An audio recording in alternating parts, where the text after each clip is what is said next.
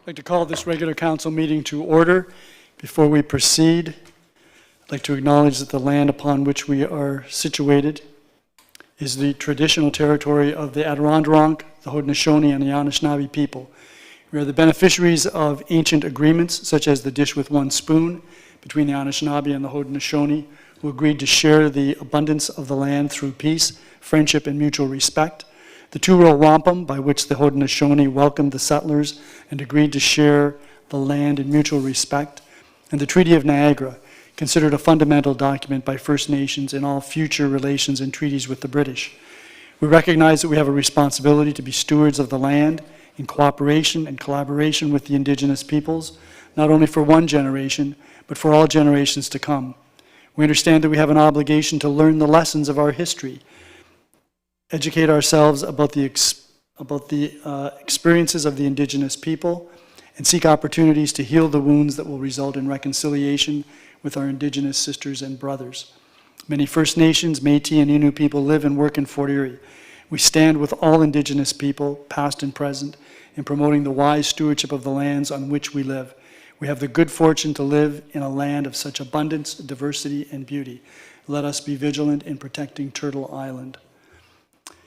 Would you all please rise for the invocation? We meet to serve our community and endeavor to be worthy custodians of all that has been entrusted to us. Let us be concerned only for what will promote good government. May we bring to our council chambers minds that think and hearts that feel, so that in our deliberations we may display imagination, wisdom, and courage, and the will to do our work for the good of all. Thank you. And the roll call, Mr. Clerk. Your Worship, Councillor Dubanow is absent. All other members of council are present.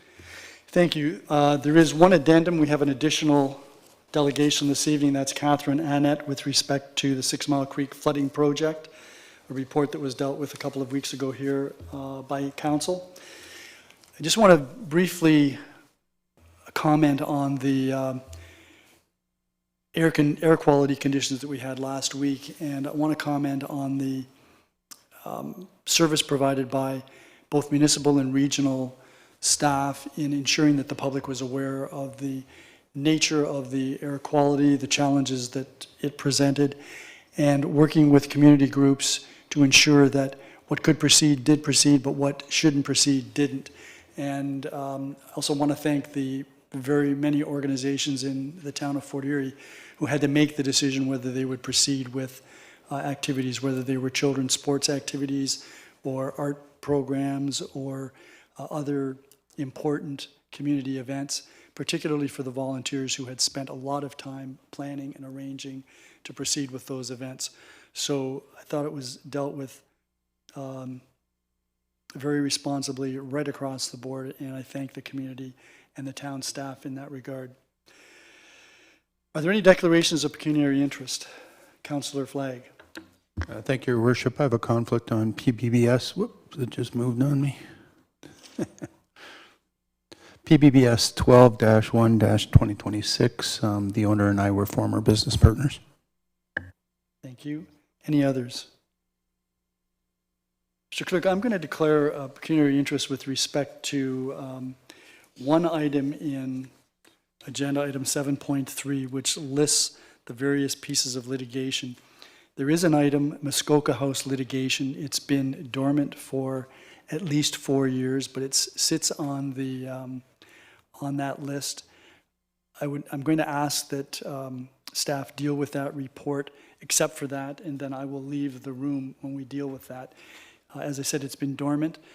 I'm among a variety of individuals who are defendants in the action, which for various reasons the plaintiffs haven't, or the defendants haven't moved to strike. So I will declare that, and then I will leave the closed session when we deal with that. Okay, that takes us then to closed session. And Councillor Flagg, I wonder if I could prevail upon you to bring the motion for us to move into closed session. Absolutely, Your Worship. Moved by myself, seconded by Councillor Lewis, that council goes into closed session at 5:07 p.m. to consider the following: 7.1, closed meeting minutes of July 6, 2026. 7.2, legal opinion, Municipal Service Corporation pursuant to Section 239 2F of the Municipal Act 2001, advice that is subject to solicitor-client privilege, including communications necessary for that purpose. 7.3, 2025, Annual Litigation Report, LLS 10-2026, pursuant to Section 239 2E of the Municipal Act 2001, litigation or potential litigation, including matters before administrative tribunals affecting the municipality or local board. 7.4, Senior Citizens Advisory Committee appointment pursuant to Section 239 2B of the Municipal Act 2001, personal matters about an identifiable individual, including municipal or local board employees. And 7.5, Environmental Advisory Committee appointment pursuant to Section 239 2B of the Municipal Act 2001, personal matters about an identifiable individual, including municipal or local board employees. Do we have a seconder for that? I did, Councillor Lewis. Okay, thank you. Any questions or comments? All those in favor? That is carried. So we're off to closed session.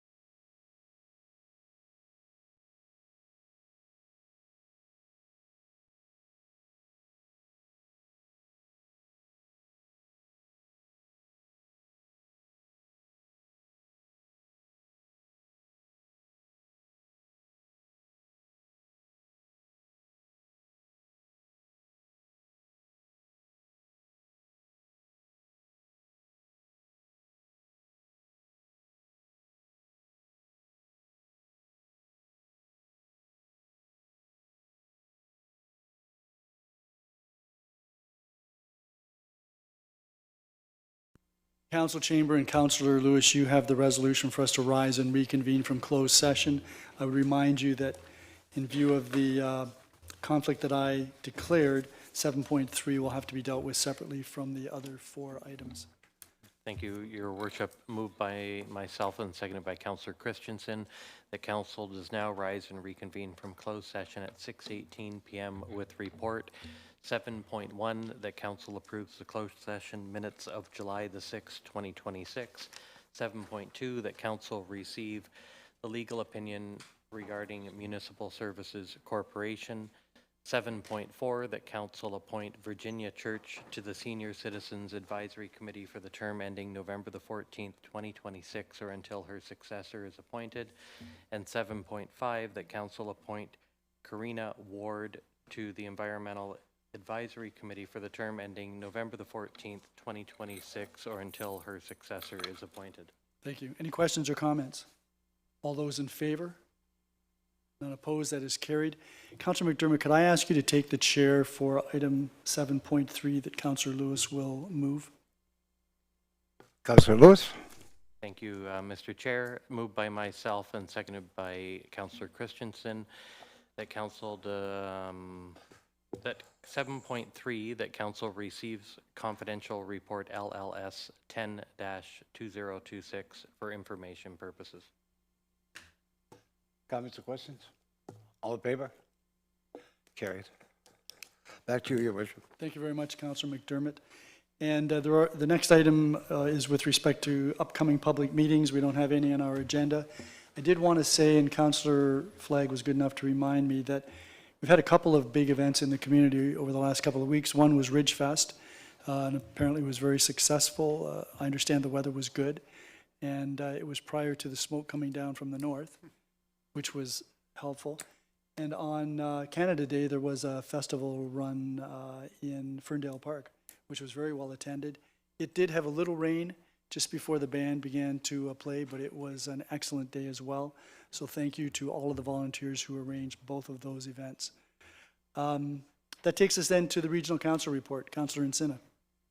Good evening, Mayor Redekop, councillors, staff, ladies and gentlemen.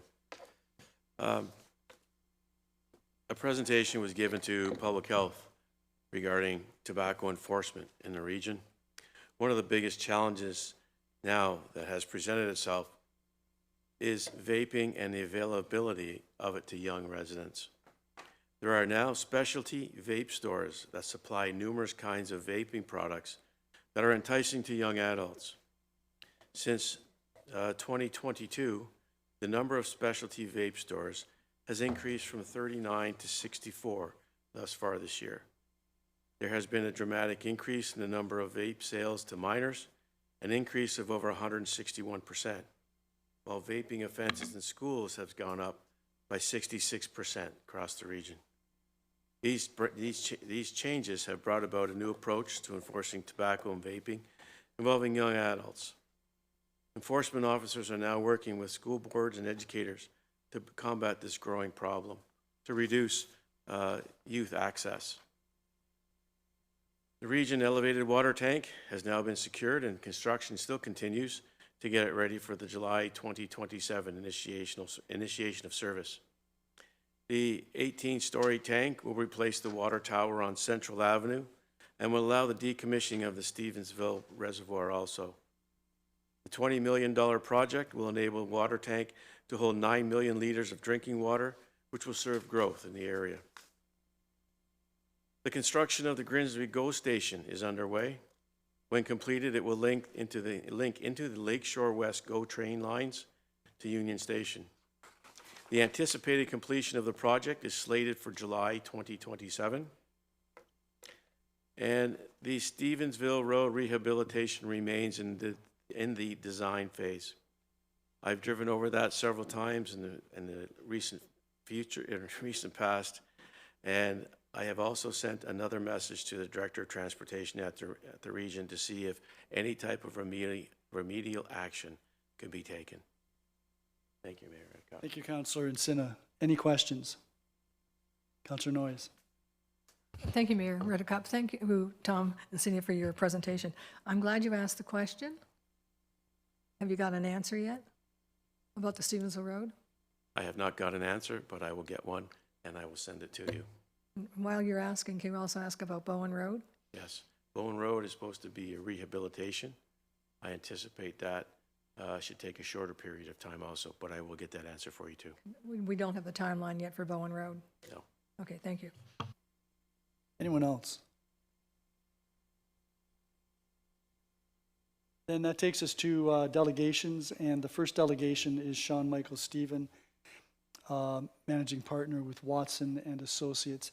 Following Mr. Stevens' delegation, I'm going to suggest that we deal with report PBBS 37-2026, which relates to the information that he's going to be providing us relative to planning review fees. Mr. Stephen?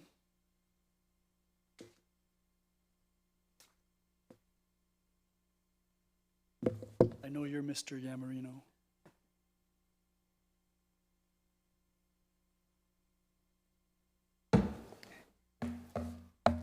Hi, yes, I'm not Mr. Stephen.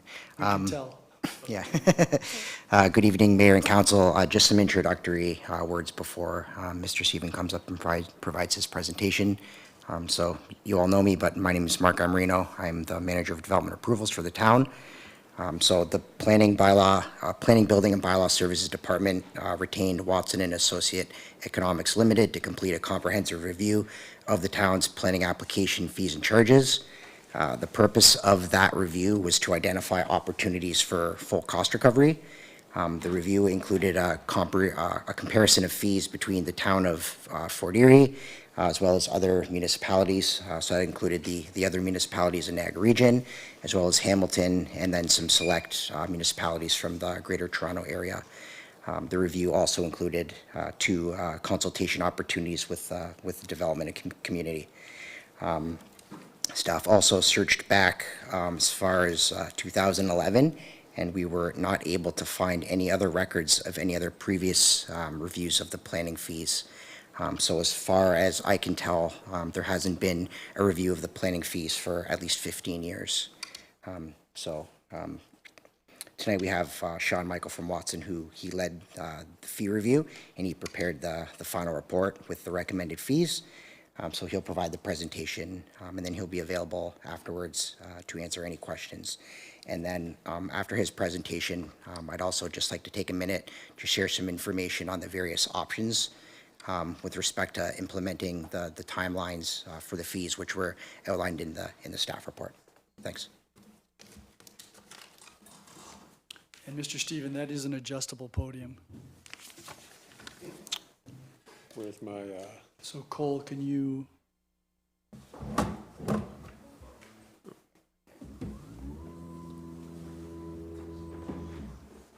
there we go. Okay. Well, good evening, Mr. Mayor, members of council. Next slide, please.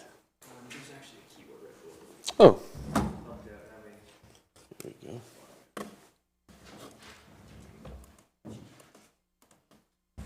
Great. So, further to that introduction, so with respect to the overarching goal being to look at updated fees to improve cost recovery, one of the main objectives of the review is to first understand what the full costs of service are. Really a principal objective of any fee review is to first understand what are these services costing us before looking at options to recover those fees. When looking at the cost, it was a full cost assessment incorporating activity-based costing methodology to look at both the full direct costs as well as indirect costs of service. And then making those fee recommendations with respect to the governing legislation and the ability to impose those fees. And so in the presentation, I'll touch on briefly on the legislative authority to impose the fees. I'll go through the methodology that we went through and approach with staff to understand what the full costs were. Touch on the main themes of the fee recommendations. We won't go into the individual fees and details as were provided in the report for you, and then to look at the impact on development fees overall of the recommendations.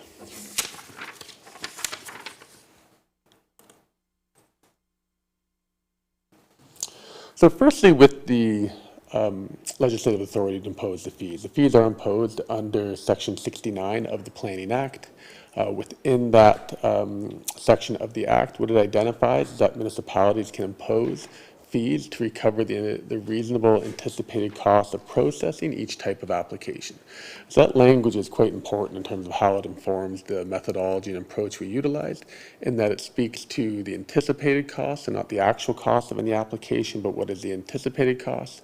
It speaks to processing, so that limits the definition of the types of costs and activities that can be recovered to the cost of processing the review of the applications.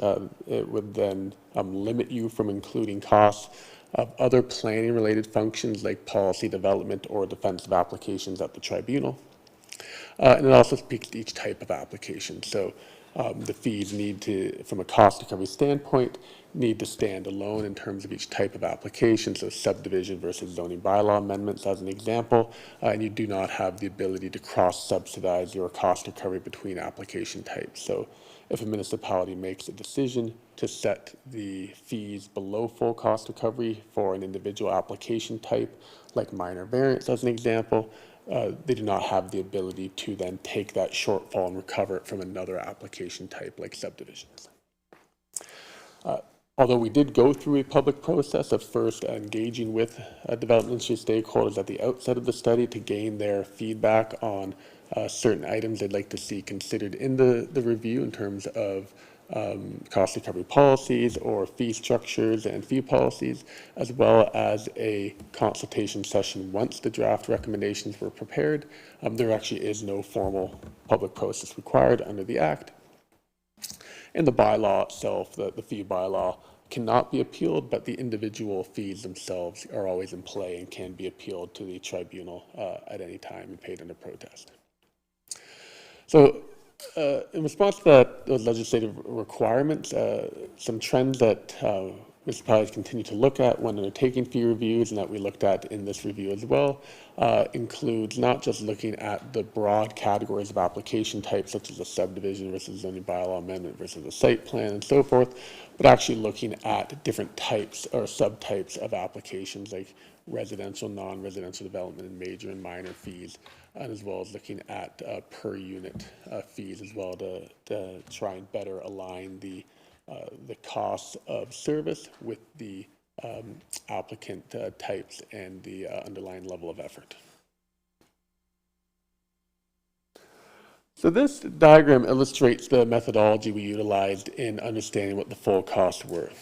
And so the first step, and really an important step in the exercise, is on the right-hand side of the illustration. And that was going through with staff and understanding what were the different categories of user fees that we wanted to assess the level of effort and cost for. And so 3 broad examples here in terms of subdivision, official plan amendment, consent applications, but we looked at those in much greater detail than that. And once establishing what the categories were that we wanted to look at the costing for, the next step was then work with staff to understand what is the process that staff proceed through in reviewing and processing an application from the pre-consultation phase through to detailed review and circulation, public meetings, report preparation, all the way through to final approval and file closure related to any given planning application. So understanding that process, understanding who is involved in the various steps of that process from across the organization, so not just staff from planning and development services, but staff from other departments that are also engaged in that review process, and then working with staff to understand and estimate how much time does each staff member spend in those various steps across the various application types. Those estimates, which were prepared on a per application basis, we then apply those to the annual volumes of the application, so we can understand that effort not on a per application basis, but on an annual basis as well, to test the reasonableness of those effort estimates. That's a really important due diligence aspect of the review process, to make sure that when we look at those estimates of time, they are reasonable and reflective of service levels that are provided on an annual basis as well, and to make adjustments to those effort estimates in that regard if any tweaks are needed. So then that level of effort on an annual basis across the different application types is then the driver for how the direct costs of service are allocated, both the salary, wage, and benefit resource costs of staff, as well as the other direct costs such as materials and supplies in the departmental budgets. And then on the left-hand side of the illustration is illustrating the allocation of indirect costs for support and overhead functions for things like HR and finance and IT and general governance that are required for these direct service departments to perform their functions. And the approach we utilized was to actually maintain the town's indirect cost allocations that are currently in their budget and allocate those through to the application types based on the level of staff involvement. So looking at the annual level of staff utilization based on that process, the chart or table in the top left-hand side shows the different departments that had some level of involvement in the different application review processes and the number of full-time equivalent positions or FTEs that are in each of those departments. We can see across the 7 departments that had some involvement, about 145 individuals in total. The next column shows the annual utilization of those positions in these activities, so about 9% of those positions overall. But we can see that level of involvement differs significantly by department. And so as you would expect, the department with the greatest level of annual utilization in these activities is the Planning and Development Services Department, in which 36% of the 32 individuals' times are spent on the application review processes, representing an equivalent 11.5 utilized positions annually, which is the vast majority of the 13.7 full-time equivalent positions that are utilized on these application reviews annually, as they are doing the lion's share of that review. But there is still effort from other departments like Fire and Emergency Services, Infrastructure, Community Services, Legislative, Legal, and Corporate Services as well. The pie chart on the bottom right then takes those annual utilized positions and shows how they relate to the actual application types. And so what we can see here is that the greatest level of annual staff involvement relates to the Committee of Adjustment applications, being the consent and minor variance applications at the top of the chart, representing about 37% of staff time that is spent on application review.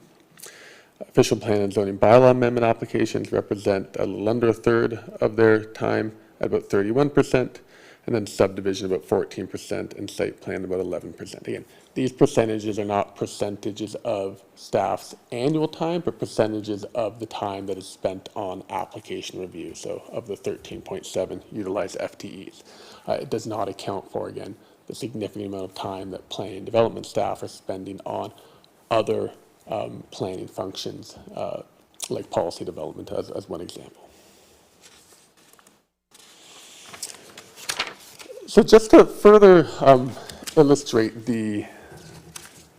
some of the typical steps in the application review process and where all these different departments are involved, this is just an example, a high-level example for one application type being a subdivision application, and showing that as you proceed through the various major milestone components of the review, where the different departments are involved. And so as we go from pre-consultation throughout the process, as you'd expect, planning and development services are involved throughout, but we see other staff departments being engaged at different points. So within pre-consultation activities, having involvement from Fire and Emergency Services, Infrastructure and Community Services.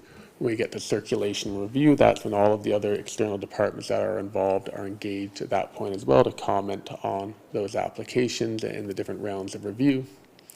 And then as we proceed through open house and recommendations, through the draft approval and closure of the subdivision application, we have different involvement from infrastructure, legal, legislative, and corporate services, and then through to the engineering review, agreement preparation, clearance of conditions, and final registration and approval, or final approval and registration, I should say. Again, we have the different departments engaged at different points depending on when their input is sought again. So infrastructure and legal services through the review and agreement stage, and then the other departments being consulted again through the final clearance of conditions and final approval and registration. So then to look at the level of cost and how the current application fees are recovering those costs, that's represented globally in the pie chart on the right-hand side. So for the 13.7 full-time equivalent positions that are utilized, that represents about $2.8 million in annual costs. The current fees are recovering just under $1 million, about 36% of those costs, meaning other revenue sources that are generally tax levy supported are funding the other roughly 2/3 of the cost, or about $1.8 million in terms of the cost of application review. The bar chart on the left-hand side then shows by individual major application type those annual costs compared to annual revenues as well, to understand the different levels of cost recovery by application type. So 36% cost recovery on average across all application types. We can see how that differs by a major application type in the bar chart. So zoning bylaw amendments, which have the greatest share of annual costs, are performing at about that average level overall at 35%. Minor variance and consent applications, which together represent about 36% of the level of effort and cost, are performing below the overall average at about 22 to 23%. Then subdivision applications performing from a cost recovery standpoint the best in comparison to all other application types, recovering about 2/3 of the cost. And then we can see between about 33 and 42% cost recovery levels for the other application types for official plan, site plan, condominium, and then other miscellaneous application review processes that represent a small share of the overall cost.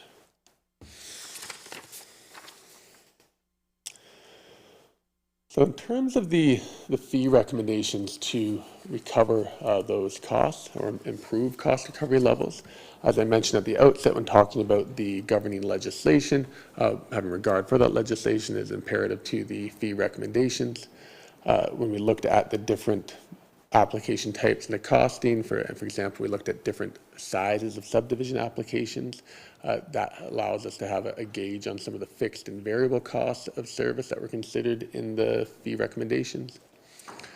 Looked at the administrative ease of the implementation of the fees. So looked at the consolidation and simplification of fees, something that was desired both from the development industry as well as from a staff standpoint in terms of having to administer the bylaw itself.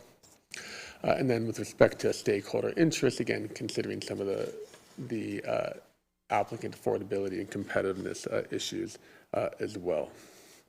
And one of the stakeholder interests that was certainly identified throughout the process, from the initial engagement through to our final consultation, was around recognizing economies of scale for things like combined official plan and zoning bylaw amendment applications, as well as having further clarity around definitions and when certain fees apply. So with respect to some of the simplifications, there was a removal of some of the refund policies where there was significant time spent in the initial pre-consultation and review stages of the application, where those refund policies would not, or refunds would not be appropriate. There was a number of different pre-consultation fees that were currently in the fee schedule. Those are harmonized between major and minor pre-consultation fees, defining where those apply in the proposed schedule of fees. There are a number of minor fees and surcharges that were no longer applicable and used and required, such as assumption agreements for condominiums that were removed as well. And similarly with the different legal fees and other agreement and compliance center fees that were quite disaggregated in the fee schedule, those were consolidated as well. With respect to some of the new fees, while there were a number of unneeded surcharges that were removed, there were some that were added as well for processes that were not properly captured in the current application fees. An example being where you have a change in draft plan approval conditions. For minor variance fees, those were disaggregated between a routine minor variance and a regular minor variance, where the routine was for more minor activity, including decks and accessory buildings and smaller additions to existing homes. And then there were additional per lot and per easement fees created for consent applications as well. Additional administrative clarity was provided with respect to refined definitions for minor zoning bylaw amendments, and for the final inspection, release of securities and assumption agreement fees, which are charged as a percentage of the cost of works. Those were previously included only in subdivision agreements. They weren't in the fee schedule itself. Those have been included there for additional transparency and clarity as well. And from a full cost recovery standpoint, all of the fee recommendations would move the different application types to full cost recovery levels, with the exception of the minor variance fees. And the rationale for having minor variance fees set at a lower level of cost recovery was twofold. One was looking at the level of the fees that are imposed in other Niagara Region local municipalities and staying in line with those approaches. And the second item, which is also sort of underlies the level of fees in the other municipalities as well, is that these are fees that are most commonly applied for by existing residents for improvements to their existing homes, not by professional developers for for-profit activity. And so the fees from an industry standpoint are commonly set at a more affordable level, recognizing there still is a legislative process that staff have to go through. So this chart then lays out the, as we saw earlier, the total cost by major application type, $2.8 million. The current level of cost recovery, which again was about $1 million, leaving about a $1.8 million shortfall, and then showing how or what the level of annual revenue would be with the recommended fees at the average historical application volume. So you can see that would generate about an additional $1.5 million in annual fee revenue, improving the overall cost recovery levels from 36% to 90%, with the one area of shortfall being on the minor variance applications, representing about a $261,000 annual revenue shortfall.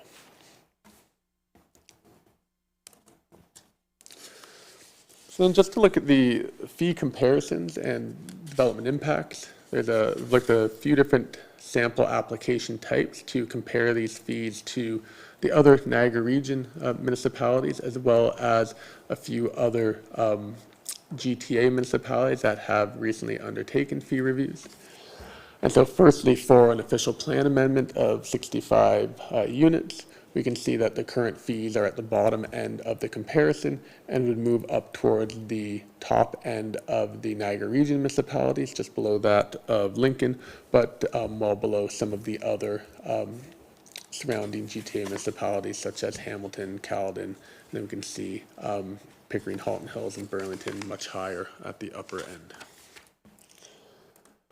For zoning bylaw amendment applications, very similar movement from the bottom end of the comparison up towards the top end of Niagara Region, similar to that of Thorold and St. Catharines, lesser than Lincoln and the other GTA municipalities. We look at a site plan application, again, similar movement from the bottom end of the comparison, again, towards the top end. Lower than Pelham, which sits a bit higher in the comparison, but again at a level between Thorold and the city of Burlington.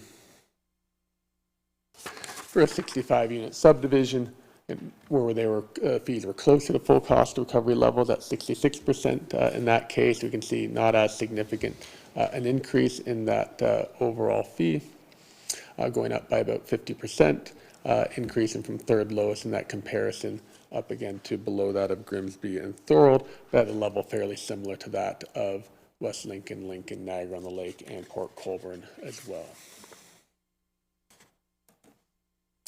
Then lastly, with condominiums, again, similar movement to the others, where the fees are currently at the low end of the comparison, moving up towards the top end of the Niagara Region at full cost recovery levels, but still below that of West Lincoln and the city of Thorold. The last comparison I wanted to demonstrate is just to put these fees into the proper context in terms of the overall cost of municipal development fees in the town. And so this chart is looking at a 65-unit subdivision of about 200 square meters per home being constructed, and what the total fees would be for a development that was proceeding through an official plan amendment, a zoning bylaw amendment, and a subdivision application, as well as having their appropriate engineering fees.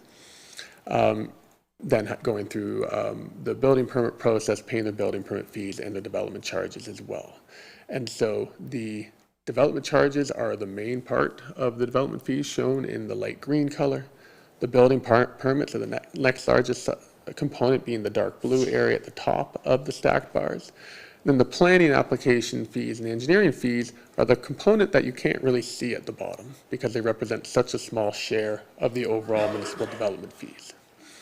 And so what this shows is that the current planning fees for the town of Fort Erie, which is represented by the dark blue arrow, are about $857 per unit, which represents about just over 1% of those total fees that are payable. With the recommended fees to move to full cost recovery levels, those fees would almost double, increase into $1,623, so a little less than $800 per unit increase. Increasing in that $1,600 in 2016-23 would represent about 2% of the total municipal development fees payable, again, including development charges and building permits. And so that 2% of total fees payable, we can see that's fairly in line with the percentages in the other Niagara Region municipalities, much lower than the percentages we see in the other GTA municipalities included in the survey.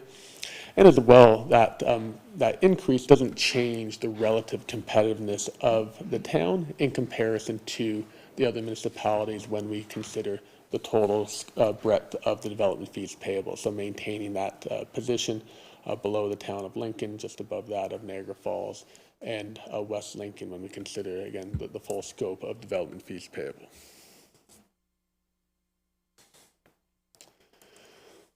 So in terms of the next steps, as is identified in the staff report, the recommendation is that the new fees are implemented on January 1st, 2027. But as Mark will identify, there are other options presented for council's consideration in terms of the timing of that implementation. So that concludes my comments. If there are any questions, or if you want to address that slide now before questions. Sure, doesn't matter. You can do that now. Just gotta put this down a little bit. Thanks. Yeah, please. So I guess before we get into questions for Mr. Stephen, just one slide that I wanted to present.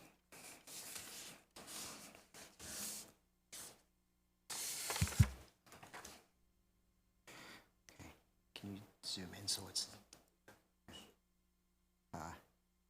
perfect? Great, thank you. Yeah.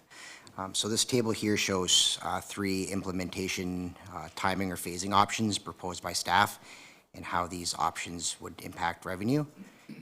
So it's important to note that these revenues assume that the historical application volumes that the town has seen over the past 5 years would be maintained. So that's the asterisk at the bottom there.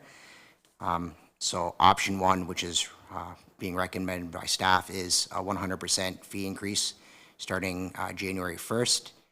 That would see the full revenues identified by Watson of $1.5 million. The second option is to have phasing over, I guess, 2 increases. So 50% starting January 1st, and then 50% halfway through the year on July 1st. That would see additional revenues of $1.125 million and potential missed revenue of $375,000 due to the phasing. And then the third option is, I guess, 33%, 3 times throughout the year. So January 1st, July 1st being 6 months, and then the final increase at the end of the year, or beginning at 2028.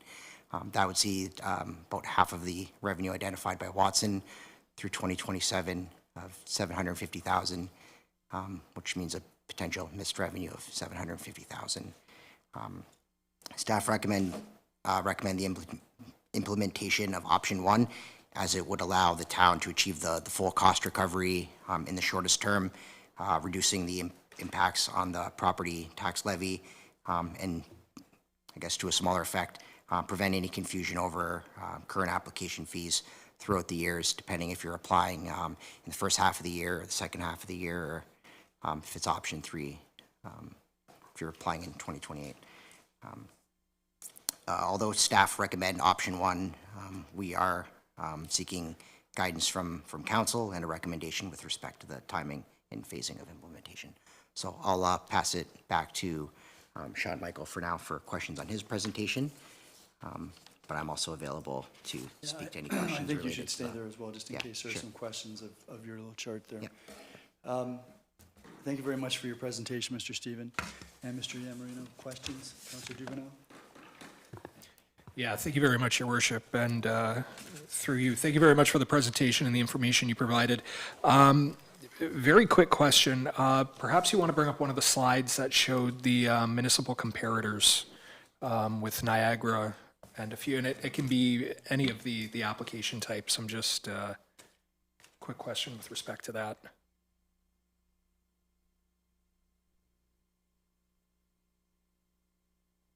Can't remember what page it was on, unfortunately. You might have to flip through them. 20 is, oh, sorry, want me to do it? Sure. Oh, go ahead. Okay, well, yeah, one of those. Yeah, one of these is fine. So my question is this. I notice how Fort Erie currently without cost recovery is at the bottom end, and then it puts us more towards the high end of Niagara. Not crazy so, but still on the higher end. My question is, how many municipalities in Niagara are operating on full cost recovery right now, if any? So a number of them would be, or at least would have, undertaken fee reviews to move towards full cost recovery levels. Some of them, a few would not have, but the majority of them have undertaken fee reviews in the past 5 or 6 years. I think Waynfleet hasn't, but beyond that, I think all others in the past 5 or 6 have. I'm not sure about Port Colborne. So the general consensus is that other municipalities have done this and they are already on cost recovery? Yes, they would have done it. They would have, similar to the recommendations for minor variants, not get full cost recovery. They might have made some policy decisions for certain application types, but they've at least looked at that option. I appreciate that info. Thank you. Anyone else? Councillor Noyes? Thank you, Mayor Redekop. To Mr. Stephen. Mr. Stephen, based on Councillor Dubanow's question, so if I'm looking at this chart and I'm seeing that if we go ahead with the proposed recommendation, that the other municipalities to my left, I guess, have already done that. So it's not like they're like, it looks like we're playing catch up as opposed to the other municipalities in regards to cost recovery. So is the question, like, do you expect to see the other municipalities increasing their fees, or? No, well, Sure. I thought from your answer to Councillor Dubanow is that the other municipalities, maybe not all of them, have already gone through this process. So I'm assuming if they've gone through this process, they have made recommendation for cost recovery. I think that was Councillor Dubanow's question. So I'm assuming that these other municipalities have done this already. And what the chart that we're seeing is based on, like I'm looking at the number 21. I know you have different ones for different things. I'm just looking at the one that you have up now, the condominium one. I would imagine minor variance would be different type thing, but so it appears to me on this one chart, and I would think the other ones are somewhat similar, that the town of Fort Erie will actually be one of the highest, actually the second highest under condominiums in regards to fee comparisons. Like somewhere in the report, it said the other municipalities are going to catch up. But from what I've just heard, the other municipalities have already gone through this exercise. Maybe they've decided not to do full cost recovery? I don't know. Yeah, good. So thank you for the question, the clarity. So I think what's important also to recognize is that the full cost assessment and the recommended fees are a point-in-time exercise of what the anticipated cost will be to move forward. And the fee recommendations look to recover those costs from different application profiles in each municipality. So they might have, where you have like per unit fees, for example, the design of that fee is highly dependent on the average size of an application in a municipality, like the average size of the subdivision, for example, where most municipalities have a per unit subdivision fee attached to that. And so as you move through time, after you do a fee review, if that typical development profile starts to change, where, as we often see, the development applications themselves sometimes get smaller, but they also get more complex. Different types of issues and reviews come up, and so that's why it's really an industry best practice for municipalities to be looking at these fees on a 4 to 5 year time frame, because over that period, there's a number of legislative changes that occur with respect to what needs to transpire in the application review process. There's changes in the development average sizes themselves. There's changes in the way applications are being put forth in more unique manners that require more consultation and review. And so while a municipality may have set their fees at full cost recovery levels, from my experience, once they get 3, 4, 5 years away from that, the actual costs might have changed in a meaningful way in comparison to how they were assessed before. Thank you. So what I'm gleaning from this is that we're looking at this chart, I'm just looking at the one on page 21, is that even though these other cities may have gone through the process of cost recovery, that may have been 3 years ago, or 2 years ago, or 4 years ago, and the prices have increased, and it would not be reflective in this chart. That's correct. Okay. So we really don't know whether Fort Erie is going to be second highest or not. That's correct. This is meant to represent a comparison of the fees as they currently stand. It would be, it'd be impossible to predict what a new full cost assessment would reveal in any one of these municipalities, nor could we predict what council's decision will be with respect to recovering those costs. So it's meant purely to look at what the fees themselves are today. Yeah, no, I can appreciate that, it's a moving target and things change. I'm going on to the next question, if I may. Is this not going to increase the cost of housing? I know we keep talking about affordable housing. It seems that every council meeting, or at least once a month, we're adding something to the list that people have to pay for, that the developer has to pay for, whether it's $1,000 for a consent application or $1,000 for a tree or something. We're just charging. We just seem to keep adding and adding and adding. And then the next comment we make is about affordable housing, but yet we ourselves are kind of like talking about affordable housing, but we're making it very difficult for the developer to provide affordable housing because of the fee structures that we've put in place.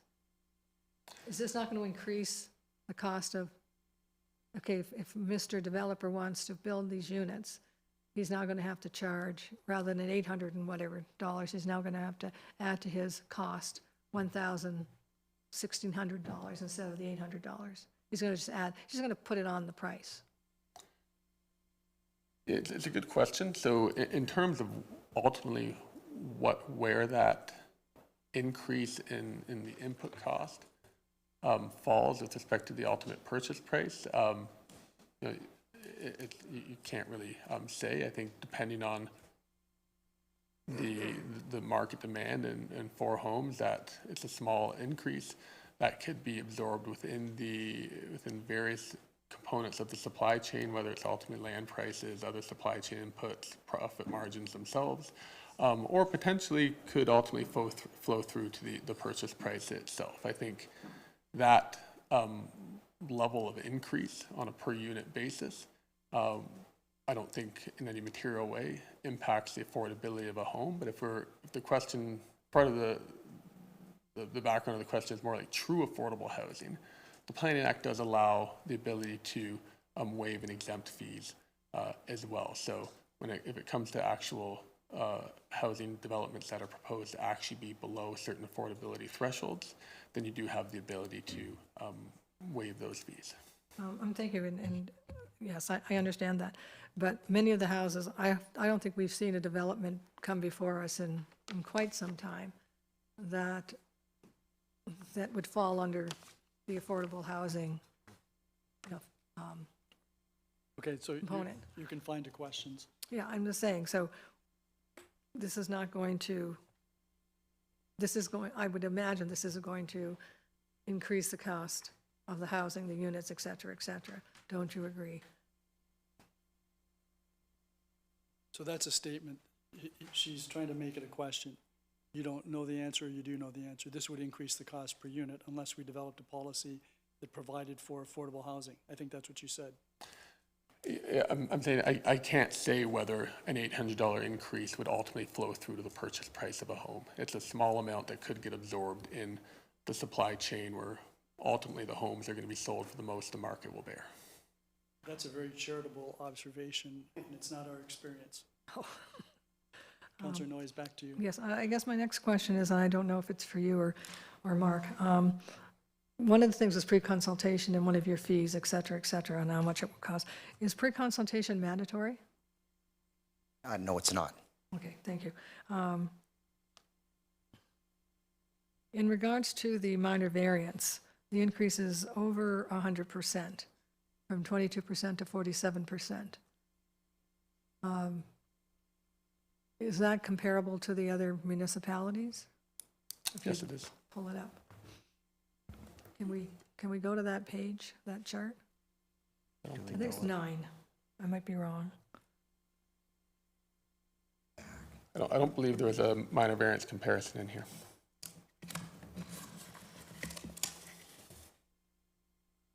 Okay, no, not a comparison here, but I see that the increase was over 100%, it's going from 23% to 47, right? That's correct. And do we don't know how that compares to other municipalities in regards to minor variances? So the cost recovery percentage itself was not compared, but we did look at what the fee itself and how that compared to the municipalities, and the fee that was recommended was in line with what other Niagara Region municipalities are imposing. Okay, thank you. Now, all these fees apply to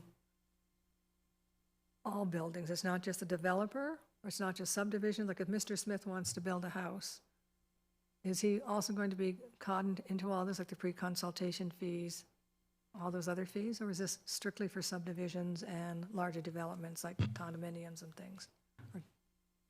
This would apply to any planning process that requires a submission of one of these application types. So if you're thinking about somebody with a vacant lot looking to build a home on that, if that has all the approvals in place, it may not require any of these applications. It would depend very much on the specifics of that development.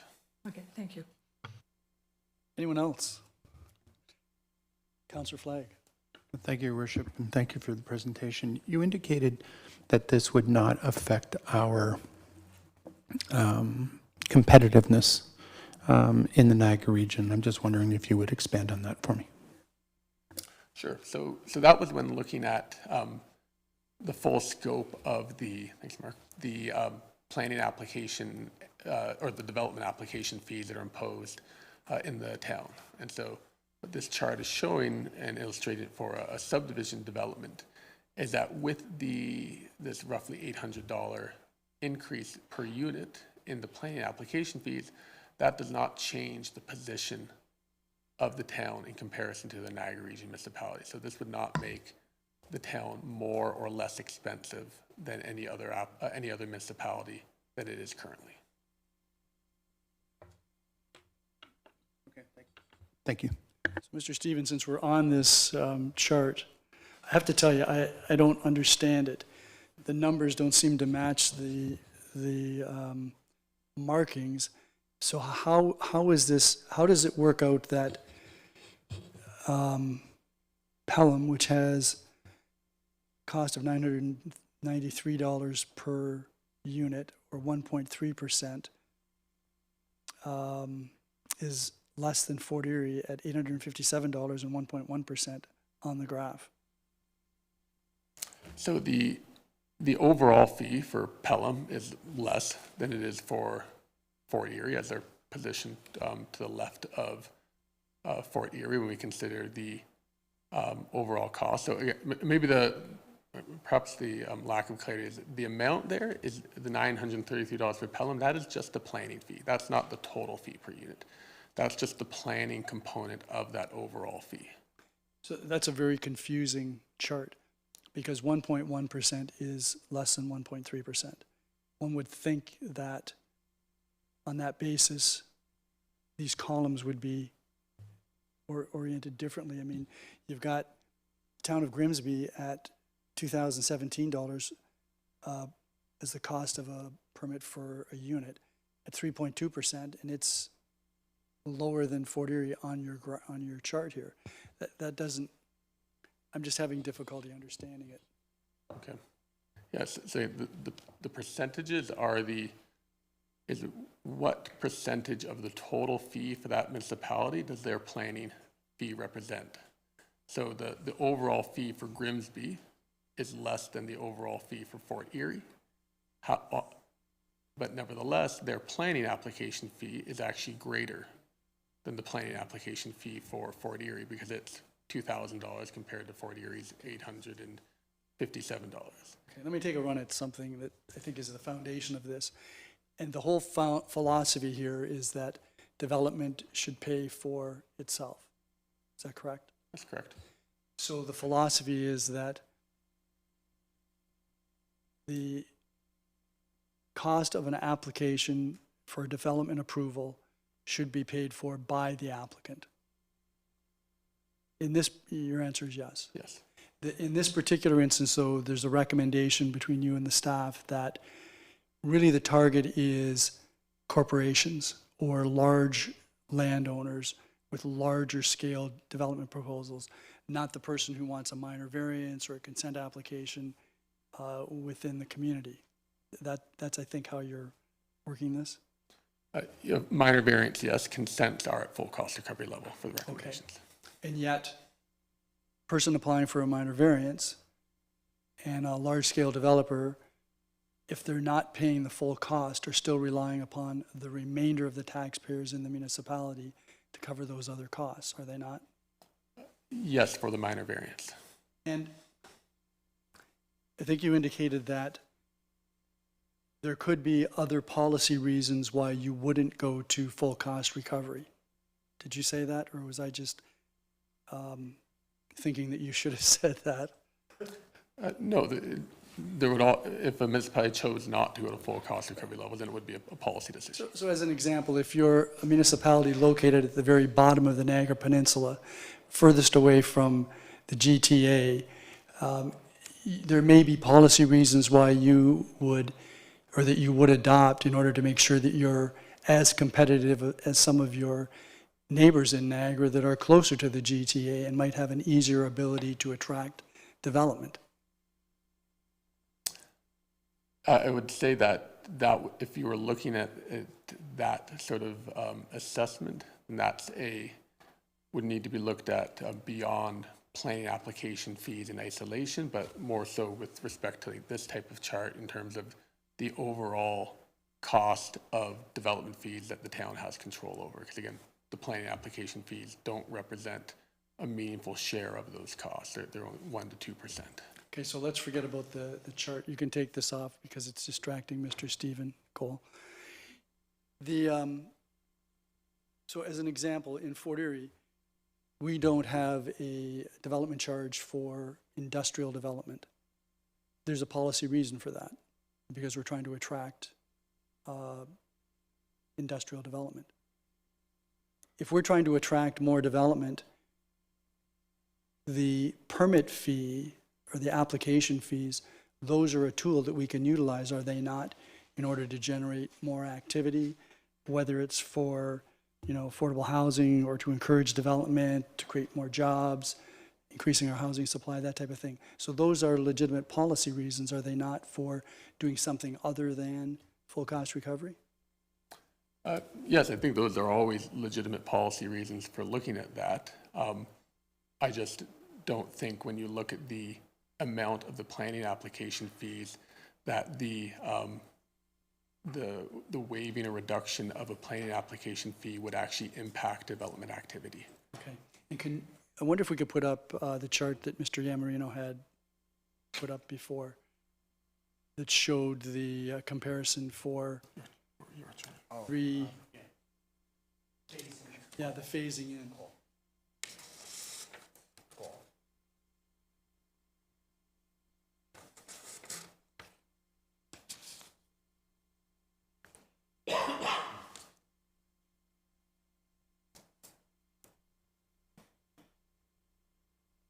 So while we're waiting for that to get up there, my question, Mr. Yamarino, is that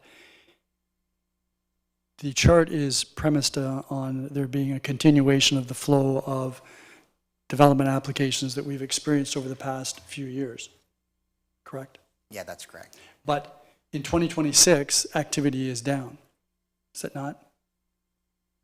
I'd have to look, anecdotally, probably. Okay. And from what we've seen from the data, it would appear to be that case. So we don't know going forward whether the missed revenue will be actually missed revenue or not missed revenue, because at this stage of the game, we don't know what the future will hold, correct? That's correct, yeah. And so if Mr. Stephen is correct that a change in these fees will not have an appreciable impact on decisions to proceed with development in the community, then this chart may be valid.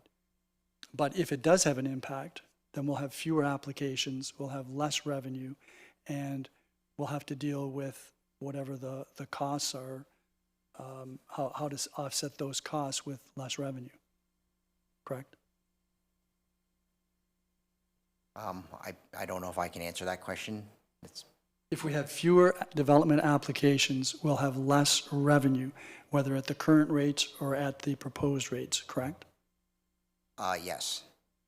And so my one final question, staff processing an application is a cost driver.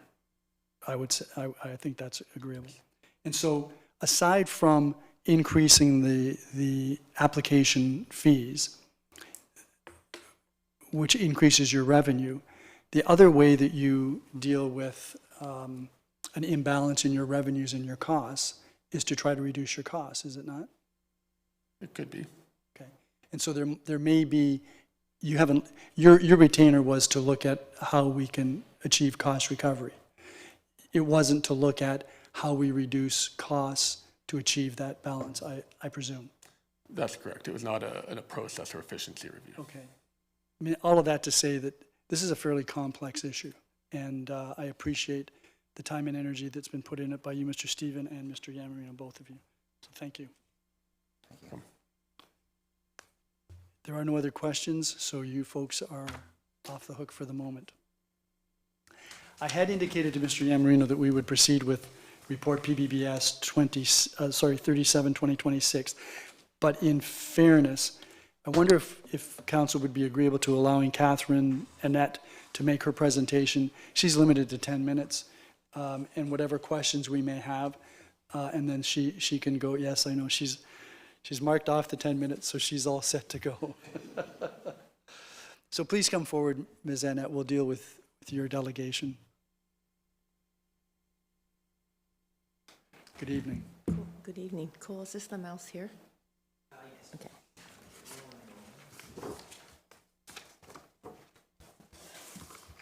Gotta turn it on.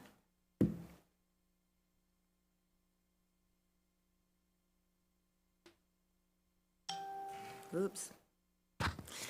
Good evening, Mayor Wayne, councillors, regional councillor Encina, and staff. Thanks for the opportunity tonight to come before you regarding the 6 Mile Creek project. And a special thank you to Lisa Vespi for all of her patience with me. The presentation I submitted, I just need to receive some clarification on a few points regarding the berm and the location in relation to overland stormwater. So the first page, hopefully it made you smile. 127 Shirley Road, 1996 to 2026. The years that are indicated here are the years that my husband and I have flooded. Lost our entire basement and 2 vehicles. And we used to say, the question is not if it's going to flood again, the question was always, when is it going to flood again? So just to recap a couple pictures, just to bring it back to where we were.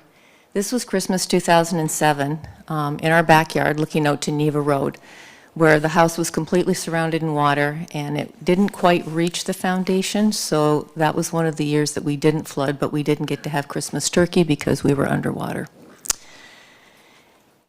The next photo is April 13th, 2020, Shirley Road looking to Bethune. It's where the whole entire street, right from Evadere down, was underwater. So the problem that we have at Shirley is that it's twofold. The lake, storm siege, and overland stormwater management. In this picture here, and this is what brings the question into for the berm, the buried maintenance hole, this is part of a storm sewer network. It's buried in our front yard, and it is connected through the storm sewer on the south so that it makes a 90-degree turn to the east to connect to the maintenance hole down in the roadway before it further heads over to the east to the outlet. That outlet was dug, I can't even tell you when, but I remember when they did dig it and trench it out, we thought it was going to help with the flooding. So the problem that we will end up with is that if the berm is going in and it's going behind and it's running down all the properties, it's going to run behind that outlet there.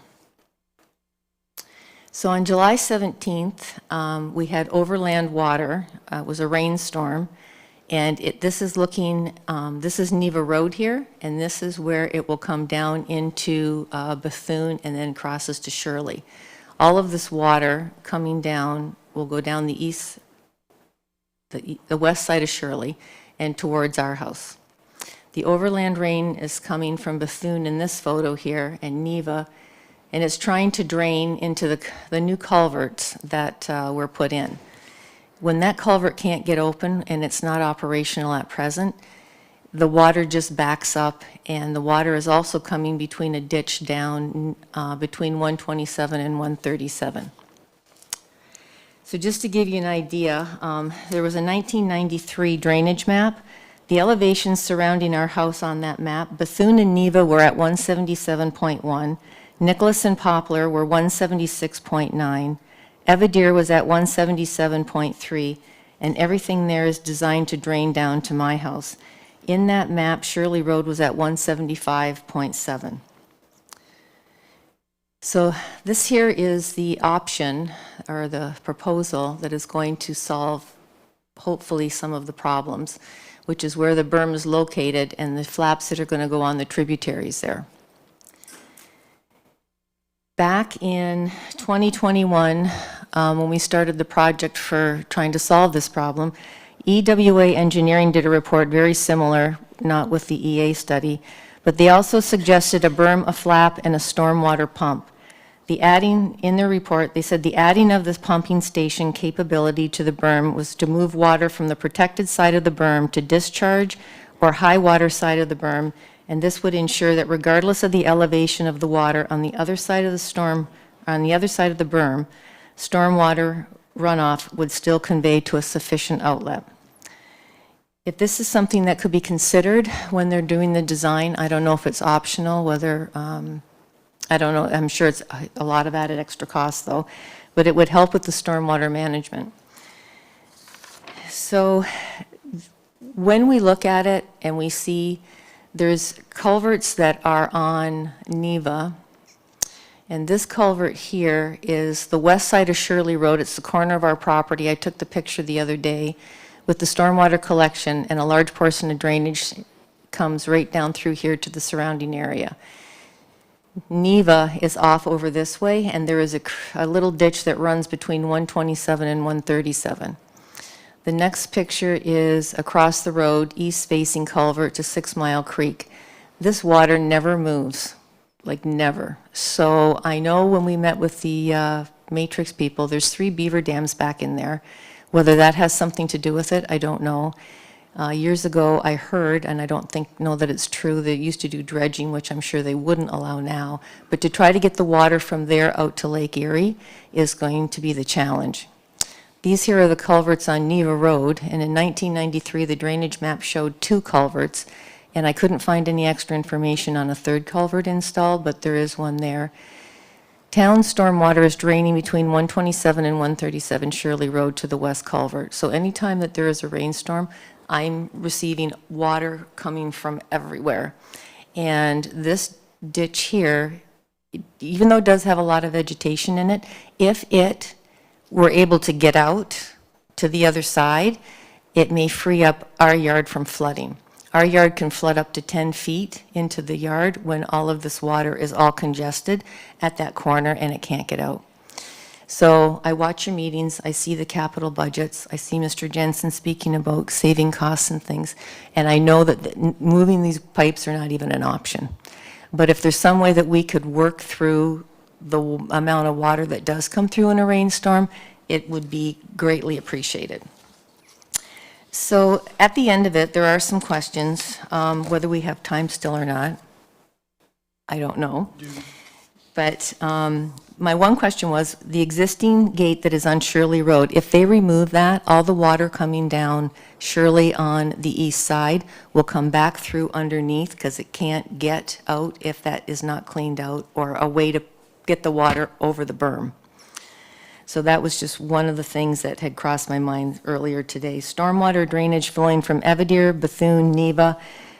I don't know how it's going to affect the berm, but if it's not going to rain every day of the week, no. But when it does rain and it gets heavy, that it becomes an issue. And we do have the water. And plus also too, all this Friendship stormwater, it flows down to Shirley. The new development that was built on Dominion Road, it flows down to Shirley. So everybody is coming to visit Kathy. And the sediment and the sludge that won't drain, that's going to be a priority and a problem once the berm's installed. And my other question, I was going to ask Tommy if, or Mr. Piesel, if the flap gates in the berm are going to be within the NPCA jurisdiction, whose responsibility will it be to clean those flaps, or however they work, and maintain them? Because I was told by past people that the gate that was being put in our area would be maintained and there wouldn't be an issue. And it isn't working, and it was in the report by Matrix that it's not functioning properly. So time is not on my side. I know design work takes a long time. I understand it could be 2027. By the time the money is found, if we can find money, we could be 2028. And this is why I have question marks at the end, because Kathy will flood again. Thank you. Thank you very much, Ms. Annette, for your comments. And I presume you've shared this presentation with our staff? Yeah, it was sent today by WeTransfer. So I would ask that our staff forward that to members of council. And Mr. Piesel, you can follow up with Ms. Annette with respect to some of the comments. You may be familiar with some of her questions, but some of these may be new. And if we're going to be looking for a solution to this particular problem, it's not just Ms. Annette, it's the entire the street neighborhood that could be affected. Councillor Noyes, you had a question. Well, thank you, Mayor Redekop, through Ms. Annette. Thank you for your presentation, and I do feel for you. Thank you. It's waiting for the next shoe to drop every time it rains. It's got to be anxiety producing. In part of your presentation, you talked about a particular culvert that's not operational. Is that because it's not cleaned out, or is there another reason? You just said this culvert isn't operational. There's a culvert that was installed when the last go at this was to solve the problem. So when they tore up Shirley Road, they put in culverts that were supposed to open and close by pressure and go into 6 Mile Creek. And for whatever reason, I tried to call and get maintenance records just to see, and I couldn't get any. And then in the report for Matrix, they said that it was not functional. And I know Mr. Piesel, I spoke with him last week, I think, and he has made arrangements for people to come out and have a look at it. Okay, thank you. I was just wondering which culvert we were talking about. It's the one you had mentioned before about. You know, the one that, the one back here, oops, It's closer to the top. that right there. Okay, thank you. Okay? Any other members of council have any questions? Thank you very much. And you. we'll continue to follow up on this, and please keep maintaining those records. I will, thanks. Thank you. Okay, so with council's indulgence, we'll go back to PBBS, or we'll move forward to PBBS 37-2026. And I have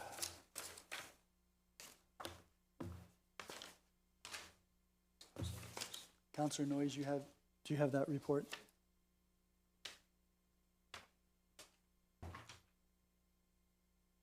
Yes, moved by myself and seconded by Councillor Dubanow. The council approves the recommended planning application fees and charges as outlined in staff report number PBS 37-2026. And further, the council directs staff to implement the recommended planning application fees and charges starting January 1st, 2027, as outlined in option 1 of the staff report PBS 37-2026. And further, the council directs staff to make necessary revisions of the fees and charges by law. Questions or comments? Councillor Noyes.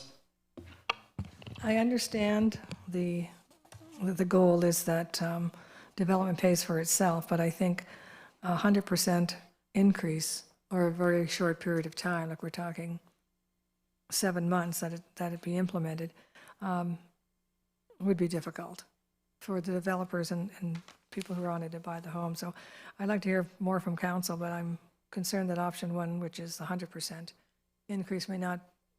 I don't know if I can support that. Okay. Anyone else? Councillor Dubanow. Yeah, thank you very much, Your Worship. I agree with where Councillor Noyes is going. So I'll take a step back. So of all the fees that we deal with and that we have, for lack of a better word, imposed on new development, it's always been my view that the development charges are the biggest driver. And when you look at that matrix that was provided, that's the biggest chunk. These numbers appear large on their own, but when you talk about $30,000, $40,000, $50,000, $60,000 in development charges for one single unit versus it being the cost of an entire development, these fees get dwarfed. I've been on council for 8 years, and every time we've had a yearly fee review come up for inflationary fee increases, there's always been this talk of full cost recovery on planning applications. We need to have full cost recovery, and we've never actually gone forward and done full cost recovery. And this, during my time on council, this is the first time that I've seen such a proposal. Personally, I don't take a lot of issue with the fees for subdivisions and condominiums. These tend to be for-profit enterprises that, they're in it to make money. And certainly when it comes to issues of affordable housing and other projects like that, there's been examples in the past where council has exercised its authority to waive those fees. So if something did come forward like that, we do have that power, and we have used that power in the past. So outside of the minor variance fee, and for the very reason that had been highlighted, which is it tends to be the one fee that affects local residents who are doing it to improve their own home, not necessarily for profitability reasons, but perhaps they have a large lot and their retirement is to, sever and sell that lot, or perhaps they want to, there's change in their family and they need a minor variance to be able to put an addition on. Those fees I'm concerned about because they affect the local residents in the community. But the application fees themselves, when looked at from the wide matrix, and certainly, looking at some of those GTA fees, you hear a lot of the rhetoric about, the fees and it's costing so much money and driving up the cost of development. And I sit here and I think, well, I know what our fees are. They're not that crazy. And then you see what happens in the GTA, and then you understand where that rhetoric comes from. My concern, though, is on timeline. I don't think that this is something that can be implemented all at once. Whether we do option 2 or option 3 to have it phased in over over a 6-month period or 1 year period, I'm fine with either. But I'm supportive of this in principle, to have full cost recovery and not have taxpayers subsidizing, private developers. But I don't think you can just go, chop it off right now. I think there needs to be a little bit of a phase in. And I would like to hear what council has to say about this as well, whether we're more inclined to do it in 1 year or to take the full year to do it. So thank you, Your Worship. Okay, anyone else? Councillor Lewis. Thank you, Your Worship, and I'll wade into this too ever so briefly. Certainly, I want to emphasize that this is very important, but also very technical, and understand that I share the same belief that's been mentioned by some of my colleagues around the horseshoe, that when it comes to large-scale development, that those applications need to be on a cost recovery basis. But I do have some concerns with respect to how quick those increases are put in. I do appreciate that the report also gives some options in terms of implementation, whether it's A, B, or C, or 1, 2, 3, whichever it was in the report. But we have a number of things that are ongoing right now. We've applied to the provincial program for DC. We don't know where that is. I understand that that would be sometime in late August or early September that we would be getting some clarification on that. I'm just wondering if at this point it would be better to defer this until we know where we come in on the DC portion. I say that because driving here tonight, thinking about this report and understanding the need for what the report is asking, part of me also was thinking, is this not part of a broader budget conversation for the next budget? That being said, the DC stuff's going to come back to us prior to the end of this term of council, but I just wonder if we should pause, find out where we're coming in on the DC side before we make a decision, especially if we're not looking to implement this until the new year anyway. So those are just some of my comments with respect to this. Okay, anyone else want to weigh in? Councillor McDermott. Just briefly, I just want to say that I agree with both Councillor Dubanow and Councillor Lewis. This is something that will have to be phased in, and everybody be fair. In the meantime, I wouldn't mind referring this to August as well if we're going to have a more clear picture on the DC situation from the province. CAO, have we been advised when we can expect to hear a response to our development charge reduction program application? The application indicated that we would hear back by August the 20th, which is just after we'll be arriving back from the AMO conference. So I would suspect they may be announcing at the AMO conference and just giving themselves some time. And we have a council meeting at the end of August? Yes, I believe August 24th. Okay, that's after AMO. Okay. Okay, Councillor McDermott, did you have anything further? No, Your Worship, that's it. Anyone else? Councillor Lewis, I'm going to go back to you. Councillor Noyes, did you have something further? I'm just wondering if we want to defer this then. So I'm going to go back to Councillor Lewis, who raised it. Okay, that's fine. Councillor Lewis, did Yeah, you so want to? I'll move a motion to defer to the last council meeting in August, which I believe is August 24th, to come back from council. Okay. And that's primarily for us to know what's going to happen with the development charge reduction plan. If there are other issues that members of council would like staff to respond to, please forward that information to them in advance. There may be some other questions that we might have. Okay, so is there a seconder for that? Councillor Christensen. It's a motion to defer. It's not debatable. All those in favor? Unanimous. Okay, thank you very much. So we're going to go back to the schedule, the agenda, and that means that Mr. McQueen, the Chief Administrative Officer, has a presentation to make. Well, are you controlling this presentation? I'll do it from here, that's fine. Good evening, Mayor and members of Council. It's a pleasure to be here with a good news update, which is the term in review for this term of the Council. This presentation tonight comes with a Council covering report, a 24-page summary of a number of different things that have occurred through the Council term, and provides more of a progress update, recognizing we still have many projects starting, underway, under construction, as we've seen on local roads and other places. But it does capture as much or high-level summary of what we've had going forward so far to date. So I would like to acknowledge Council's leadership on the strategic plan, Council's leadership on budgets that certainly help us advance many of the projects that you're seeing, helping the town to achieve some of the accomplishments that you've seen. And the report also covers off on some performance metrics that we've captured throughout the term of the council as well. With that, I would like to thank our senior leadership team who have helped me with their own operational plans and helping to move forward some of the priorities that we've identified in the council plan.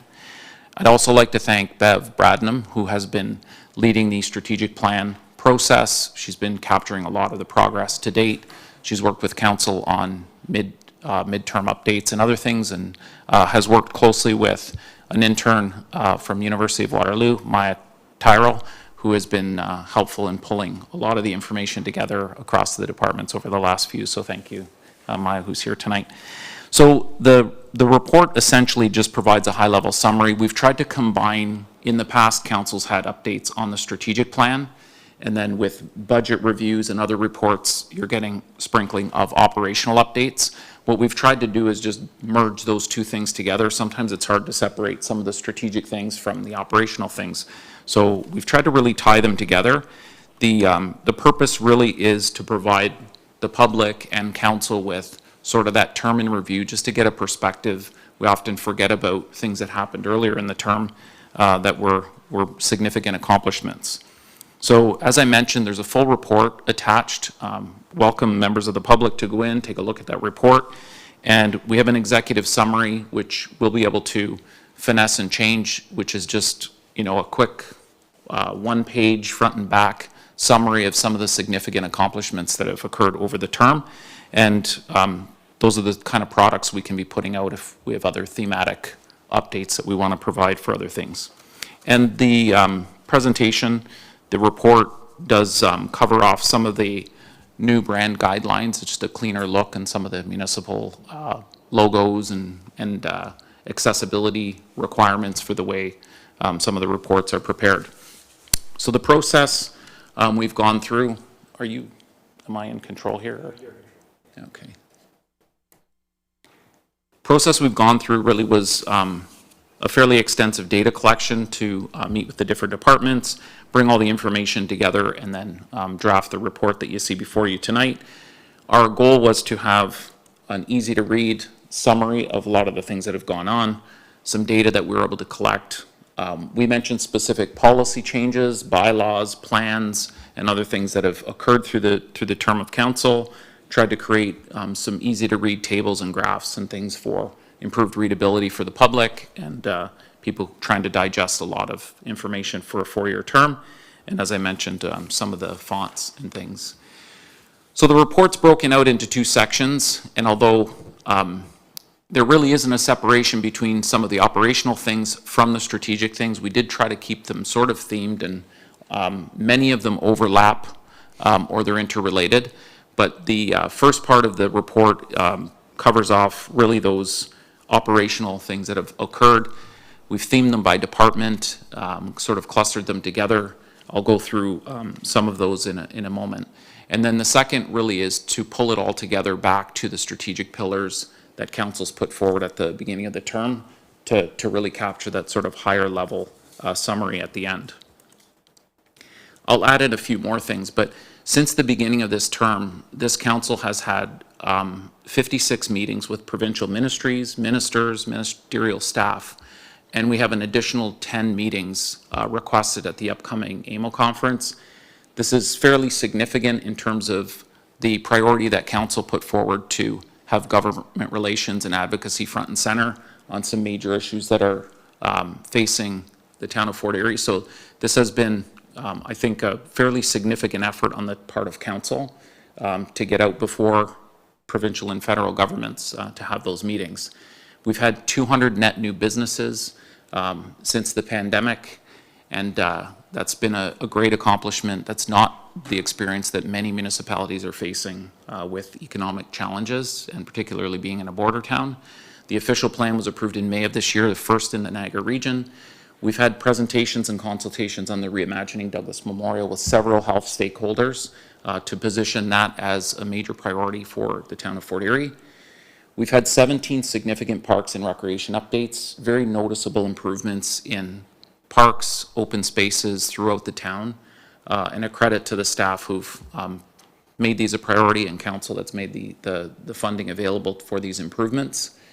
We've had over $9 million in grants from different levels of government, not including some of our base funding and things like OSIF and OMPF. These would be above and beyond. This is some of our grant chasing activity, if I can call it that. We've had a total of 607 new housing units created since the start of this term of council. Well, it would be January 2023. And although we've seen, slower years and much more aggressive years, we've seen over the last 5 years nearly 1,200 new units added in the town of Fort Erie. And in terms of some of that, would include redevelopments like the Gilmore Lodge. We'll soon have coming online 10 additional units, which will be counted in the hospice build. We've had commercial developments as well along the Garrison corridor, along Gorham Road corridor, over and above housing. These are investments in the community. We've seen other community investments with the announcement of DSBN schools, adding 1,000 student positions in the coming years. So these are significant accomplishments for us. The new climate change action plan has prompted some projects like EV chargers that we've seen come in, and a number of tree planting initiatives that have taken place in the town. We've had the tourism strategy, which is underway, affordable housing community improvement plan, which has helped, or will hopefully help see more affordable housing come online in the community, multi-year accessibility plan, an EDI policy and work plan, modernization projects on the IT side of our business with a Microsoft 365 upgrade that took place, eScribe, which is the platform council's using for our council agendas, a lot of digitization of documents and other things, and a real push on leveraging communications in our social media. So the report outlines the increases in the number of followers and the increases in the number of social media notifications that the town has been pushing out. And all this in addition to day-to-day things of maintaining things like 400 kilometers of roads, 179 bridges and structures, 144 lane kilometers of sidewalks, et cetera, et cetera. So some great accomplishments among things that have been happening. I talked about the two-page summary. We've done a draft two-page summary, something that would be consumable to the public. Again, captures just some of the highlights of many of the things that have happened over the term of council. So I want to thank the staff who helped to put the report together and provide the information. And I'm open to any questions council might have on the summary of the term in review so far. Thank you. Thank you very much, Mr. McQueen, and you've been a big part of the progress that we've made this term. Any members of council have any questions with respect to the delegation? There will be a report coming up shortly. I guess your presentation spoke for itself. Thank you. Yes, yes, and it was under 10 minutes, which is...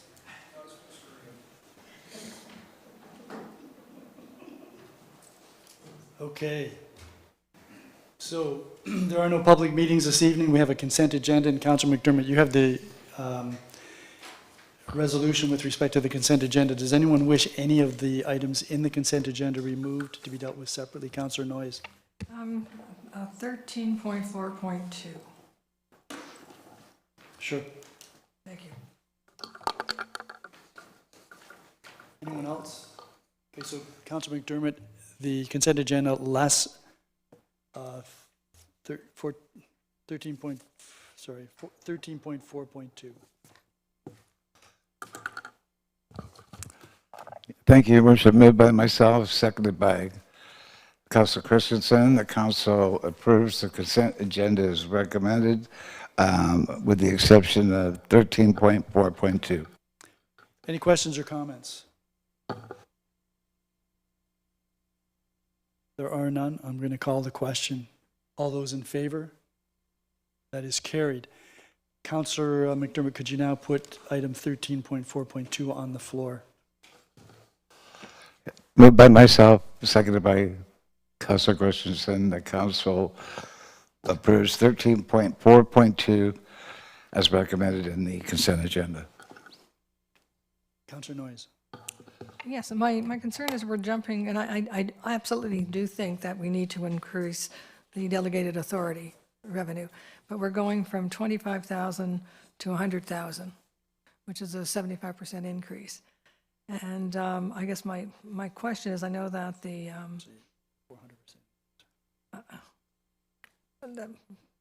know that I'm listening to the background here. I know that that 50,000 now is when you go to small claims court, et cetera, et cetera. So it should be at least that. I guess with clarification too, if we do move it to 100,000, is the CAO also involved in the approval of that or not? I wasn't clear on So that. that would be something that council could direct. Just for the record, 25,000 to 100,000, that's a 400% increase. 4 times. Okay, I'm just thinking 25 plus 75 gives you 100. Okay, so my math is not great. But it's just the amount going from 25,000 to 100,000. So I have had some discussions with both the CAO and the town solicitor with respect to this issue. And CAO, maybe you could comment on the concerns raised by Councillor Noyes, which she's not the only councillor. Thank you. Through you to Councillor Noyes. There is an option to amend the recommendation to have items over 50,000 as an example with joint delegated authority. So it would be the town solicitor and myself for any matters from 50,000 up to 100,000, if that might satisfy the concern of council. I know that would definitely satisfy my concern. Do you want to put that on the floor so that basically the town solicitor's delegated authority to settle uninsured claims would be raised to a maximum of $50,000, and any claims over $50,000 up to $100,000 are delegated to the town solicitor and the CAO together. You took the words out of my mouth. I thought I did. Okay. Everybody clear on that? Any comments, questions, discussion? All those in favor of the amendment? Okay, so that carries. And I guess we need to vote on the resolution as amended. Okay, any further discussion on this topic? If not, sorry, Councillor Lewis? Thank you. Just one point of clarification. At what point would council be notified of these costs? Would they be on a as they happen basis, or do we reach a certain threshold and then become aware? So I'm going to ask the CAO or solicitor if they've given any thought to that. There should be a periodic reference of the information to members of council, whether it's quarterly or half yearly. But there should be something. My thoughts would be at least half a year. I don't think we need quarterly updates, but Semi-annually. semi-annually. CAO, have you given this any consideration? We hadn't given that consideration, but I do think it's a reasonable requirement to come half year, whether or not there's been any activity, but just to provide that update to council for what's been approved. So I would suggest that be included in the bylaw, that there be a requirement that there be reporting semi-annually with respect to the issue. Okay, is everybody clear then on the amendment? All those in favor of the amended resolution? And that is unanimous, so that's carried. Okay, so that takes care of the consent agenda, and then that takes us to, so we're at PBS, so we're at reports, and that would be PBS 12-1, and Councillor Christensen, I think you have that resolution. Yes, Your Worship. Moved by myself, seconded by Councillor McDermott, that council approves the proposed amendment to the town official plan as detailed in report PBBS 12-2026, attached as Appendix 1 for land known as 19 Derby Road, and further that council approves the proposed amendment to the town's zoning bylaw 129-90 as detailed in report PBBS 12-1-2026 for the land known as 19 Derby Road, and further that council directs staff to submit the necessary bylaws. So that report is on the floor for questions or comments. Councillor Lewis. Thank you. Just a couple of questions. One being, is the applicant or agent here tonight? I believe the answer to be no. Well, no, the answer he's at did the come in back, Okay, of the room. perfect. And then the other question I had was, what confirmation do we have that any of the units will be, if built, affordable units, and what guarantees are there that that would happen with this apartment building, So if approved? Mr. Banfield is here, or the planner is here. Would you like Mr. Banfield to respond, or can you respond, Ms. Delwaria? Your Worship, if Mr. Banfield can respond, that would be great. Please come forward, Mr. Banfield.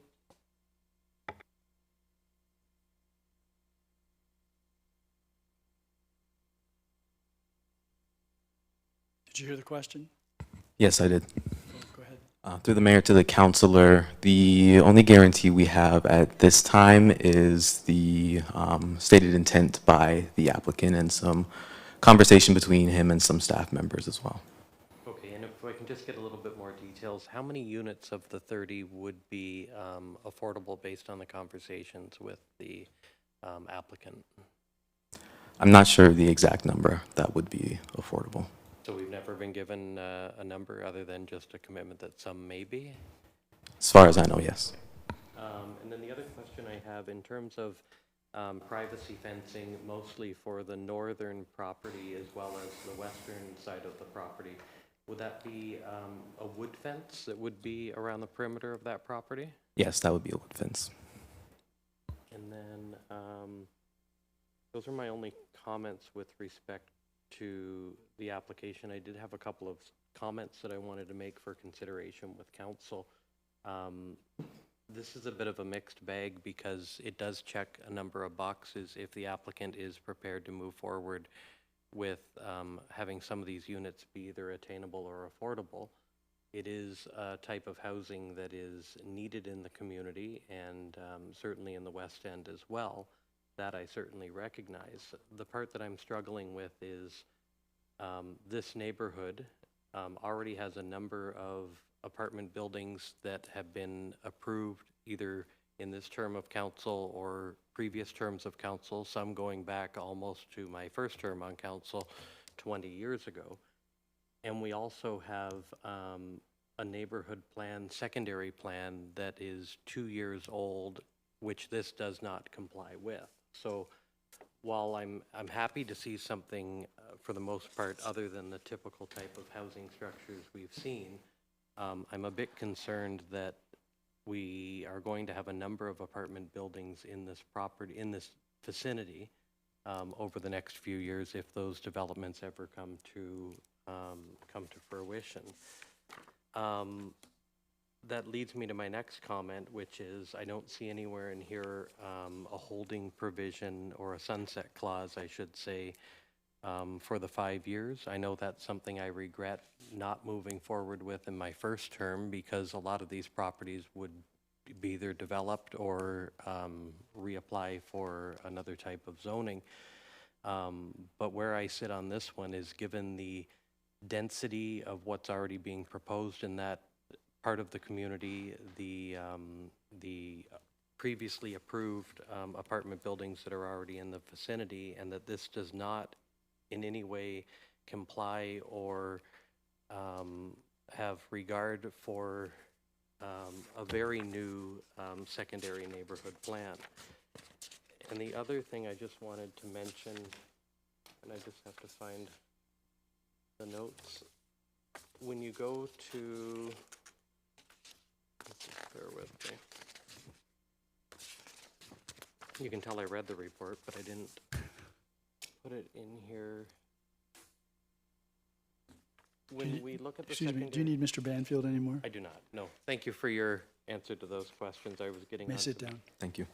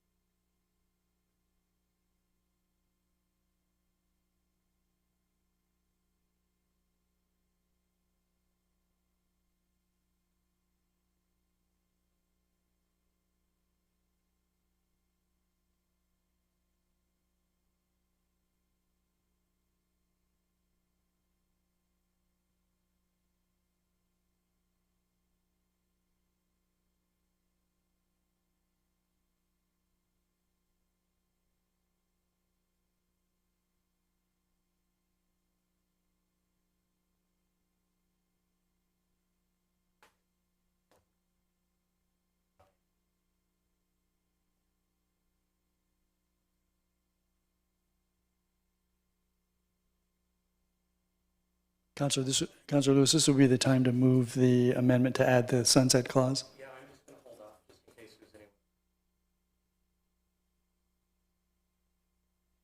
Well, even if they do, if that's something that you want included, we should address it right now. I'll take your advice on that, Your Worship, and move an amendment that we include a 5-year sunset clause to this application, failing which the property would revert back to its current, today, zoning and official plan designation. Is there a seconder for that? Councillor Christensen? Okay, so that's on the floor for any questions or comments. So that's the amendment to add a sunset clause with respect to the zoning. All those in favor? That is carried. Anything further, Councillor Lewis? No, those are my only comments, unless I'm interested to hear what others from Right. council have on this. Okay, anyone else? Councillor Noyes? Thank you, Mayor Redekop. I have some concerns, the same as Councillor Lewis had said, particularly about the secondary plan, which is relatively not that old, and it's public participation. I think when we do these and there's public participation, there's some expectation from the public, if they participate and we approve a plan, that we're going to try to stick to it. And I think it's important. I don't, although I do know that this housing is necessary, again, it kind of flies in the face of our public participation and the result of that participation. So at this point, I cannot approve this because, again, it's just, I don't know how to explain to the people who participated in the public, who participated in this, in the secondary plan, to say, well, thank you for your information. Yes, we agree.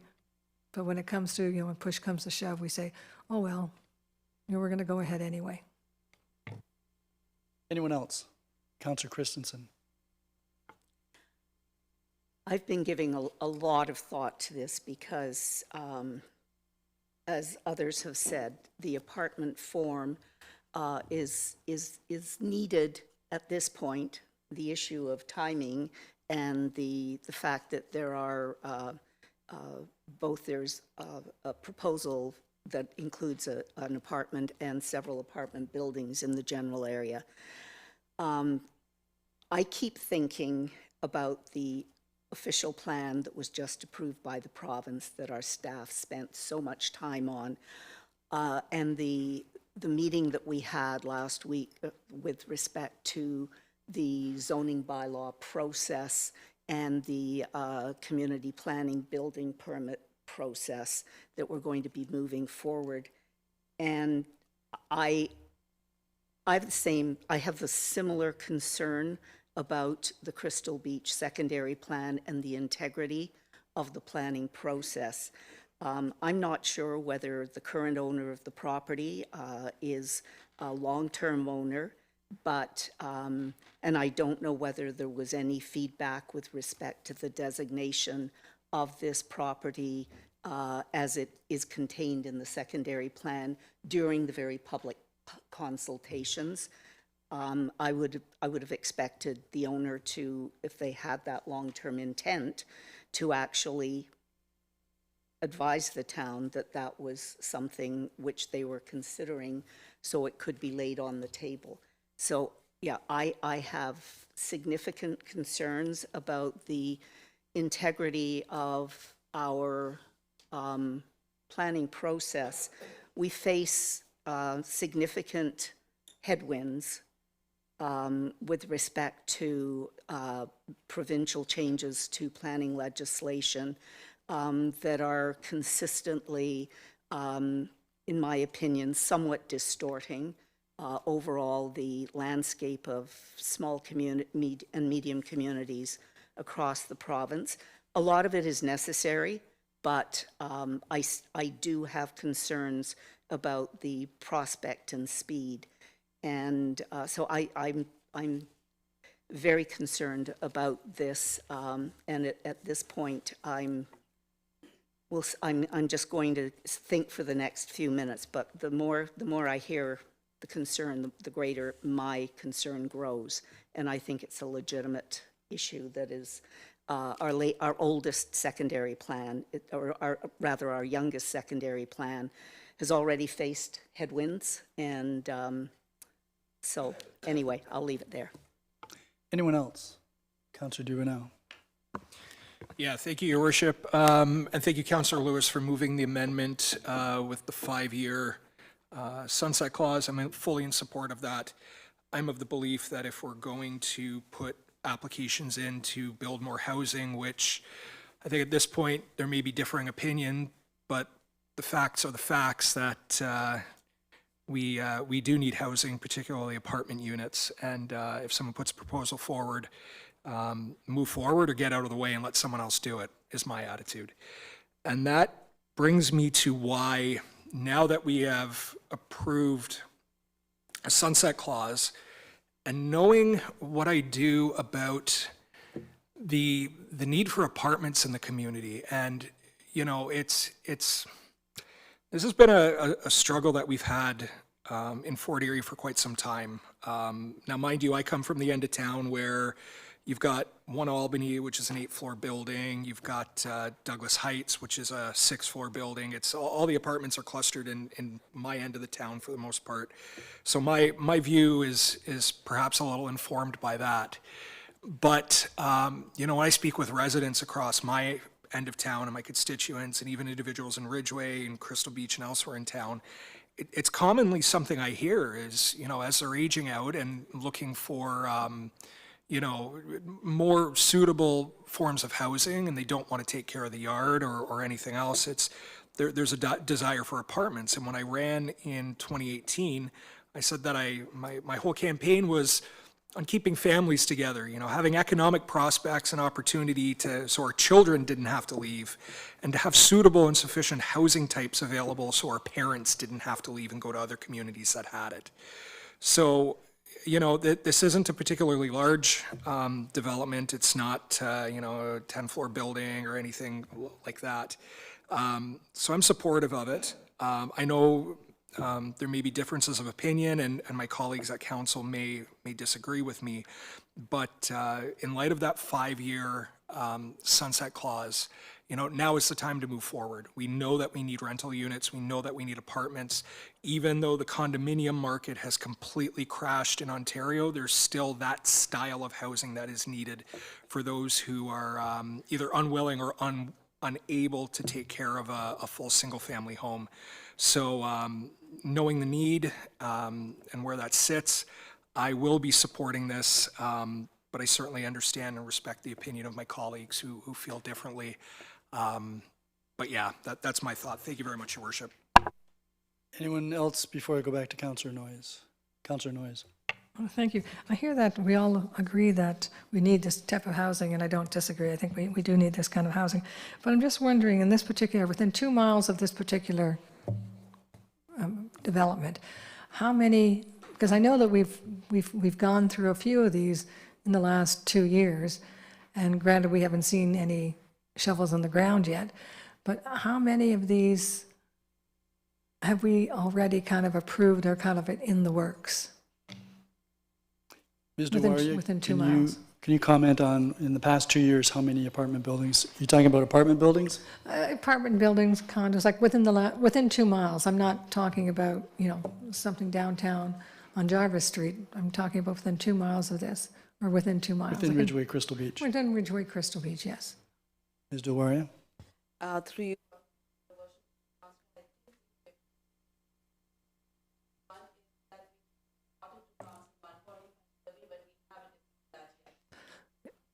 And I don't mean to put you on the spot, but how many units would those 3 create? Would not have information, Councillor, but I can get that information for you. Okay, thank you, but there are 3 within a reasonable distance of this particular place. Okay, thank you. So just for clarity, Ms. Dewaria, what is the location of those 3 apartment complexes you've referred to? One is on Ridge Road. Is it 436? That's in Ridgeway. So that 436 and 440 Ridge Road, that's Ridgeway. Then we have 370 Hazel Road, that's condo, but it's not an apartment building. Then we That's have, Ridgeway as well. what's that? That's Ridgeway as well. And then we have Repstock, which would be Crystal Beach, I believe. Repstock. Which address on Rebstock? That would be, that was 90 units Repstock. So those are townhouses. Yes. I'm just looking into the report that the CEO had prepared, but I can, it's my recollection there were 3, but I can get you the details of it and then. Okay. Councillor Noyes, did you still have anything further? No, I appreciate that information. Just wondering, like if we don't approve this, and it's not that we're not in favor of this type of housing. It's just that there's other housing that could accommodate this. Granted, it's not right, particularly in that part of Crystal Beach, but it's within a reasonable distance. Thank you. Councillor Lewis. And I just wanted to clarify, south of Reno's, which is Far Avenue and Ridgeway Road, there is an apartment complex on the east side, which is multi-story. The north side of Far Road, which is the opposite side on the west side, the former hotel, motel, that was approved for 2 units on That's one more piece than of 2 years property. ago. And, yeah, but it would be this term of council. And that is within probably a 600, 700 meter radius, not including the other ones that you've referenced as well as the planner. So it would be, I think, unfair to say that this neighborhood has already welcomed some high density. And the neighborhood plan, to me, calls for what the neighborhood plan calls for. And if we're not defending the neighborhood plan, then I would question why we bother doing them to begin with. And those are just my comments. Anyone else? Councillor Christensen. This is more of a question.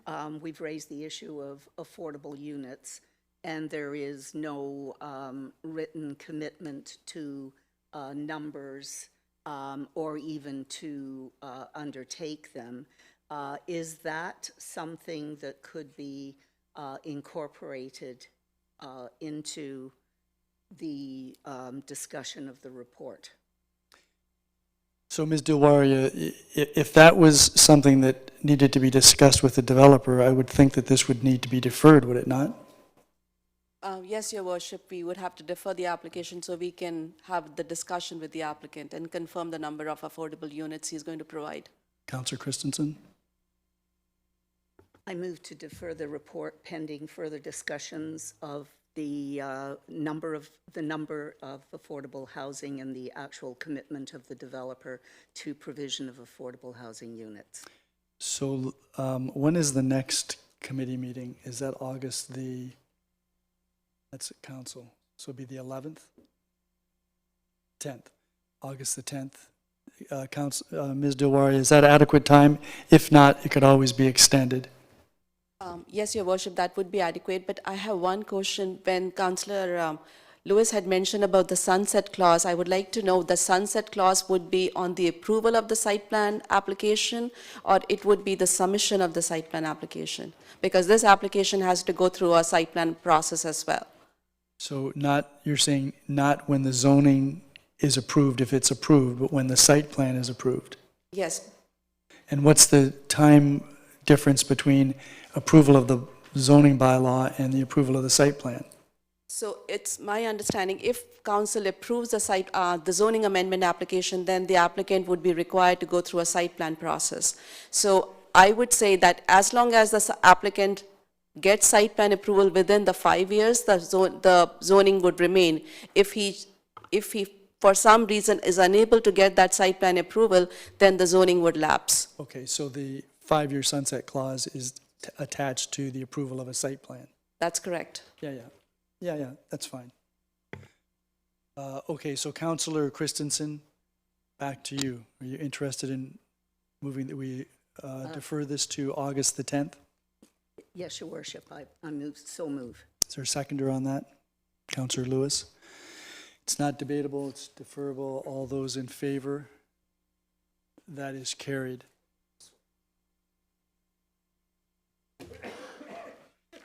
That requires energy, and that means I'd have to shift around. I did look at one time, but you weren't interested that time.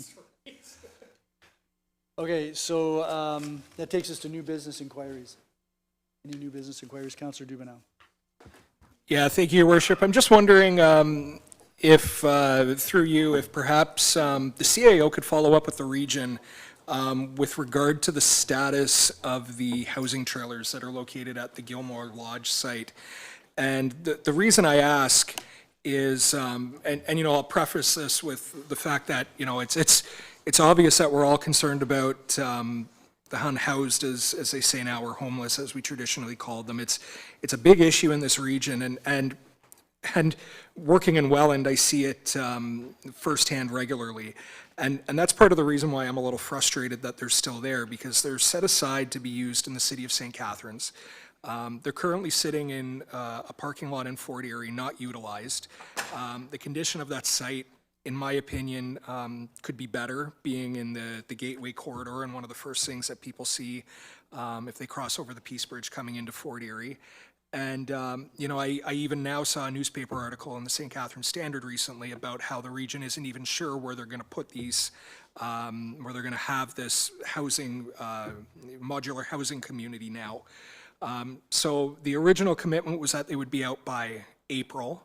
We're now several months behind that, and I'm just wondering if we could get a commitment from the region to get them moved to where they are going to be used. And if they can't give that commitment, if we can perhaps start what we need to do on our end to ensure that that site is maybe sorted out in a more appropriate way. So this has been a topic of discussion between the CAO, the bylaw enforcement manager, and me, and I'm sure that Mr. McQueen can provide us with an update. Thank you. Through you to Councillor Dubanow. On June 19th, the region was notified that we were going to be issuing a zoning violation order. I think I have the term right. And they were given 90 days. So I've had correspondence with the Commissioner of Community Services there, so she was aware. The dates may be somewhat fluid there, but somewhere on or around June 19th, Mr. McCaffrey was going to be attending at the region to issue the order with a 90-day deadline for moving the trailers. And I think their hope is that they'll be moved by then anyway, or before then. So I'll keep council posted if we hear about any earlier removal. Councillor Dubanow. Thank you very, very much for that information. And, you know, I want to make it clear, like, it's not that any of us don't want to see something like this happen. It's just as I drive by, I look at them and they're not being used. And they could be used by individuals who need them in a location like St. Catharines or Welland or Niagara Falls, even here in Fort Erie if we had a suitable site. And it just seems like such a waste to me that they're all clustered in there not being used when, you know, taxpayers have paid for them. There is a need for them in our community. And thank you very much for following up on that, Mr. McQueen. I look forward to hearing from you for further updates. Anyone else with new business or inquiries? There are no motions this evening. Any notices of motion? Councillor Noyes.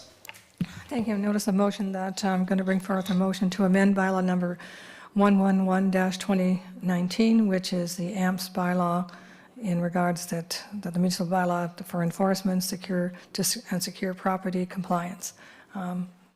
So I'll bring that forward at the next council meeting. And the nature of the amendment? The nature of the amendment is that the council holds the authority under the Ontario Municipal Act to structure, cap, or amend their AMPS fine schedules, collection rules, and joint liability frameworks, and I think we need to look at that. Okay, I'll be interested in the wording of the motion. Any other notices of motion? Then, is there anyone who wishes any of the bylaws removed from the package? If not, Councillor Flagg, could you please do first and second reading of the bylaw package? Happy to do that, Your Worship. Moved by myself and seconded by Councillor. Oh, okay, sorry, I missed that. Yes, bylaw number 57-2026. Okay. So you'll remove that, Councillor? Yep, for sure. Moved by myself, seconded by Councillor Dubanow, that the bylaw package containing 53-2026 to amend lot maintenance bylaw 92-2019 to regulate vegetative growth on vacant lots and vacant structures, 54-2026 to amend zoning bylaw 12990 as amended 5289 Gilmore Road, 55-2026 to amend zoning bylaw 12992 to 77 Ridgemount Road, 56-2026 to authorize the execution of a physician recruitment incentive funding agreement with Dr. Yashir Khan, are given first and second reading.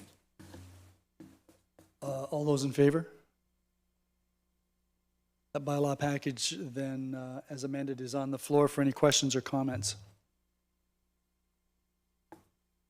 Councillor Dubanow. Yes, Your Worship. Just with respect to 53-2026, I think this is a very important amendment, so I'll just leave it at that, and I will be supporting it. Thank you. Okay. Councillor Noyes.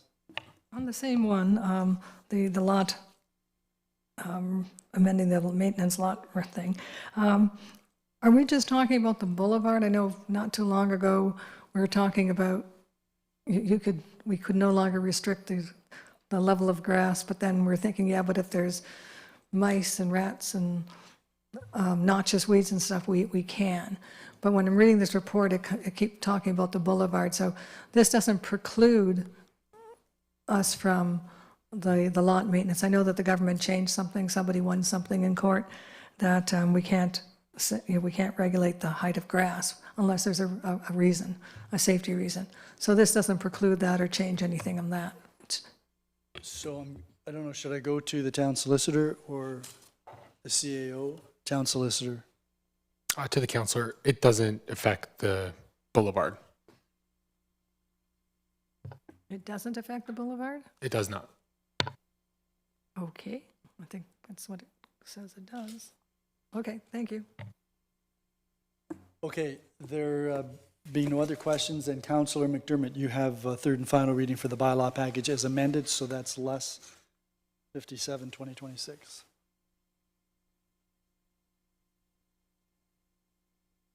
Moved by myself, seconded by Councillor Christensen, that bylaws 53-2026 to 57-2026. I'm sorry. You said 53-2026, didn't you? No, it goes up to 56. You mentioned 57, but 57's out of the package for the moment. Okay.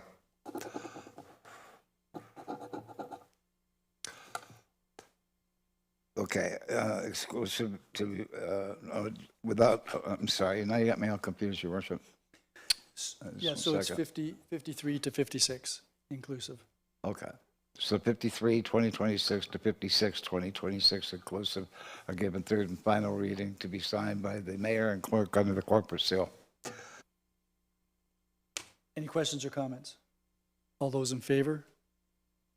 None opposed, that is carried. Councillor Flagg, back to you for bylaw 57. Moved by myself, seconded by Councillor Dubanow, that 57, 2026, to amend user fees and charges bylaw 102, 2025, municipal overnight parking fees, Erie Road and Cambridge Road are given first and second reading. All those in favor? Opposed? Okay, that's, you in favor or opposed, or both? We're putting it on the floor. Just putting it on the floor. Yeah. Yeah. Okay, so it's on the floor now. Councillor Noyes? Yes, I'm just want some clarification.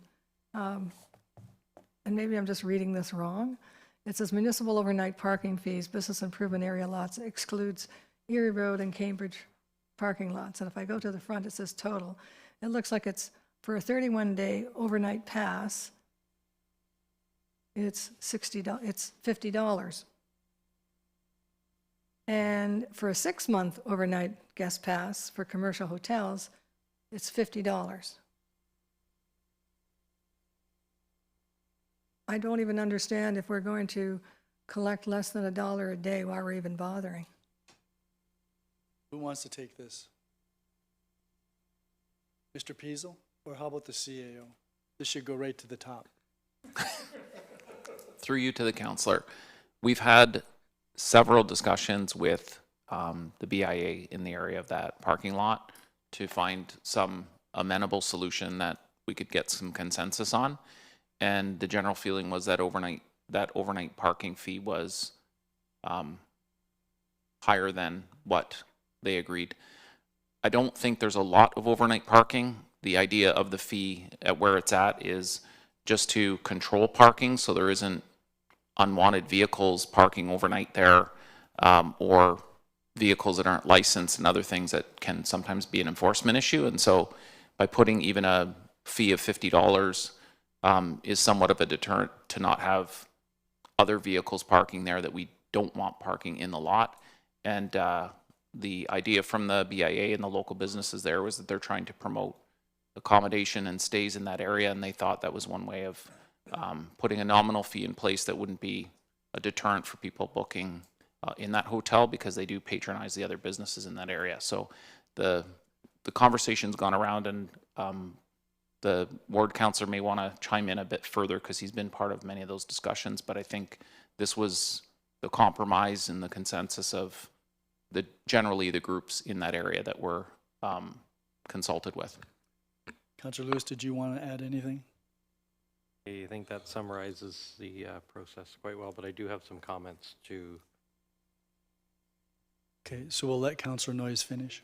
So, again, I can understand the need for something, but again, if you're going to charge $50 for 6 months, like not $60, not $50 a month, we're talking $50, less than $10 a month, what is it going to cost the town to enforce that? Like, I mean, if you're worried about like a derelict vehicle or somebody staying there longer and longer, how much staff time is going to be spent to say, you know, that this car's been here for 2 days, well, now this car's been here for, they can park there for 6 months by the sounds of this.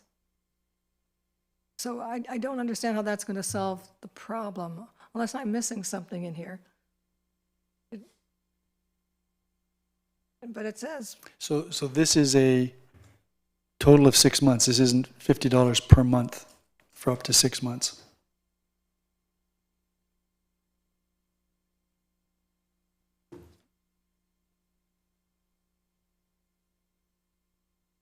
Okay, so is there a rationale?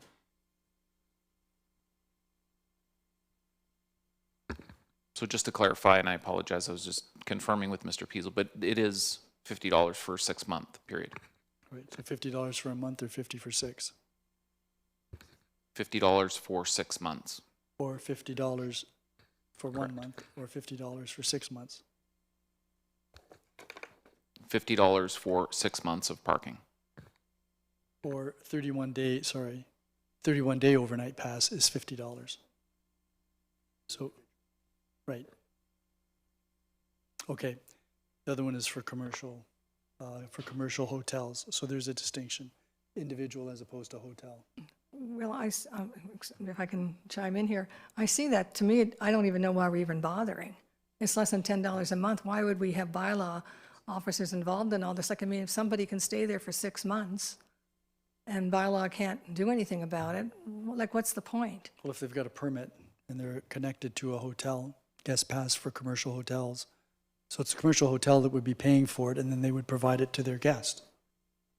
So the guests could stay there could leave their car there for 6 months? Well, they could, but then they'd be paying the hotel 6 months room rates.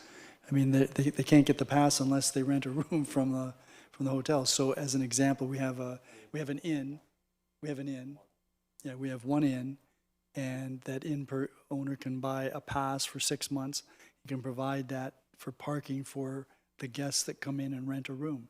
So if they rent a room for 2 days, they get the pass for 2 days, then they're gone. Next week, somebody else comes in, they get to use it. So it's really to facilitate the use, parking for the hotel owner. And I understand that, but at the same point, we just went through a whole process of cost recovery, et cetera, et cetera.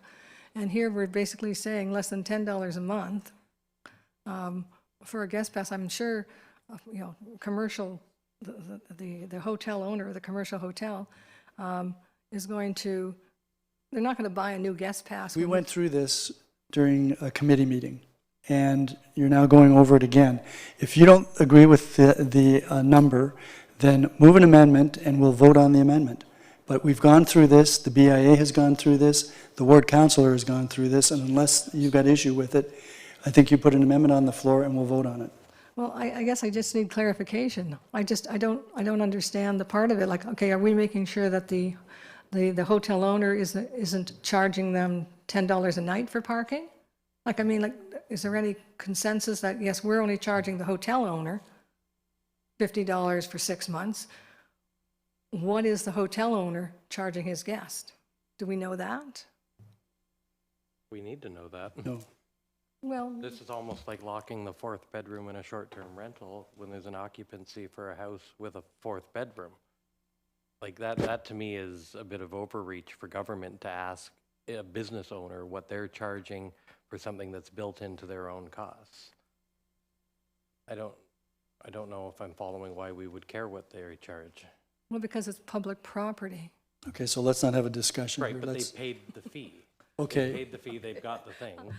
Okay, so I'll right give up now, on this hold one. it, This hold doesn't it, make any hold sense. it. Councillor Noyes, if you want to move an amendment, you can do that.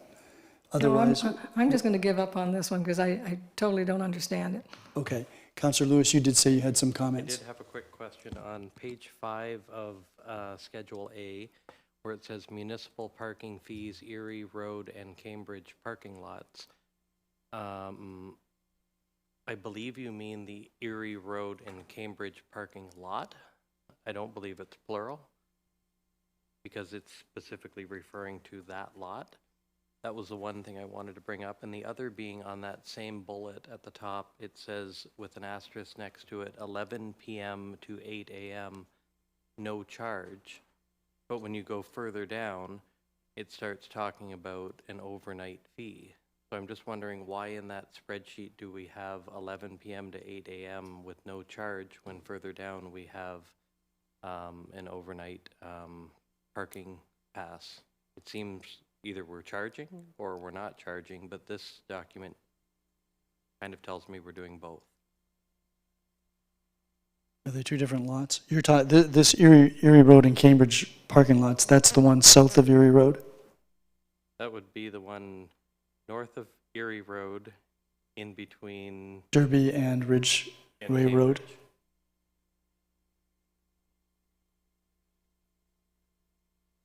Okay. So what I'm questioning is, when it says here, municipal parking fees, Erie Road and Cambridge parking lots, what is that? Is that the Erie Road and Cambridge parking lot? Or is there some, like, it's just not clear? And then the other is, it mentions 11 p.m. to 8 a.m., no charge. But then further down, where we talk about the Erie Road and Cambridge parking lots again, we mention a per night pass. So it just seems like that first one needs to be removed because it's already dealt with below. And the parking lot is the Erie Road and Cambridge parking lot, one, Right. not plural. Right, okay, Which I know so is splitting a bit of hairs. are we but clear on that? So the parking lots between Erie Road and Cambridge Road, one lot, One lot. okay. And then your other concern had to do with 8 AM to, 11 p.m. to 8 a.m. says no charge at the beginning of that schedule, and then later it goes on to talk about an overnight pass. So my thoughts would be that last line where it says 11 p.m. to 8 a.m., which is almost that time now, is a bit redundant because either we're charging for overnight or we're not charging, but this tells me we're not charging, and then later it tells me we are charging. I'm just finding so this the whole parking 11 thing- PM to 8 AM should be removed. or reference the charge that would apply. So, right, okay, but that's already referred to further down, two Correct. items down. So the 8 AM, 11 PM to 8 AM under the first grouping on page 5 should be removed. Because, Yes, Mr. Mayor. It probably should be removed, or it should reference that it doesn't have an hourly fee. Okay. And it's a flat fee that's referenced for the overnight parking. all right. So that's, clerk, I think that's something that can be done administratively without the need for an amendment to the bylaw. Mr. Mayor, I feel like I should chime in here. Chime in. Where it does say excludes Erie Road and Cambridge parking lots in below. Well, that's true, but if you go down to the next one below that, it talks about the per night, the charge per night. And that includes Erie Road and Cambridge parking lot, Which is also 11 p.m. to 8 a.m. right?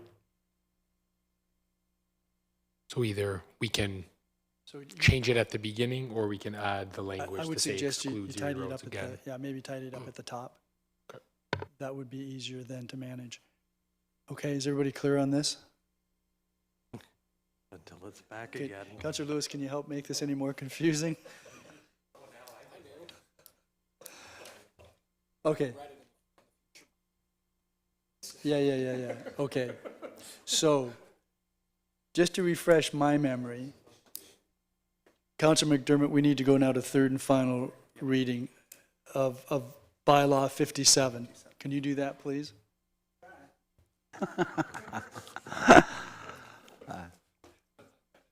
Moved by myself, seconded by Councillor Christensen, that by law 57-2026 inclusive are given third and final reading to be signed by the mayor and clerk under the corporate seal. All those in favor? That is carried. Councillor Lewis, you have first and second reading for the confirmatory bylaw. Thank you, Your Worship. Moved by myself, seconded by Councillor McDermott, or Councillor Christensen, that bylaw 58, 2026 to confirm the actions of council at its council and committee meeting held July the 6th, 2026, and at its regular council meeting held July the 20th, 26, is given first and second reading. All those in favor? None opposed, that is carried. Councillor Christensen, you have third and final reading. Thank you.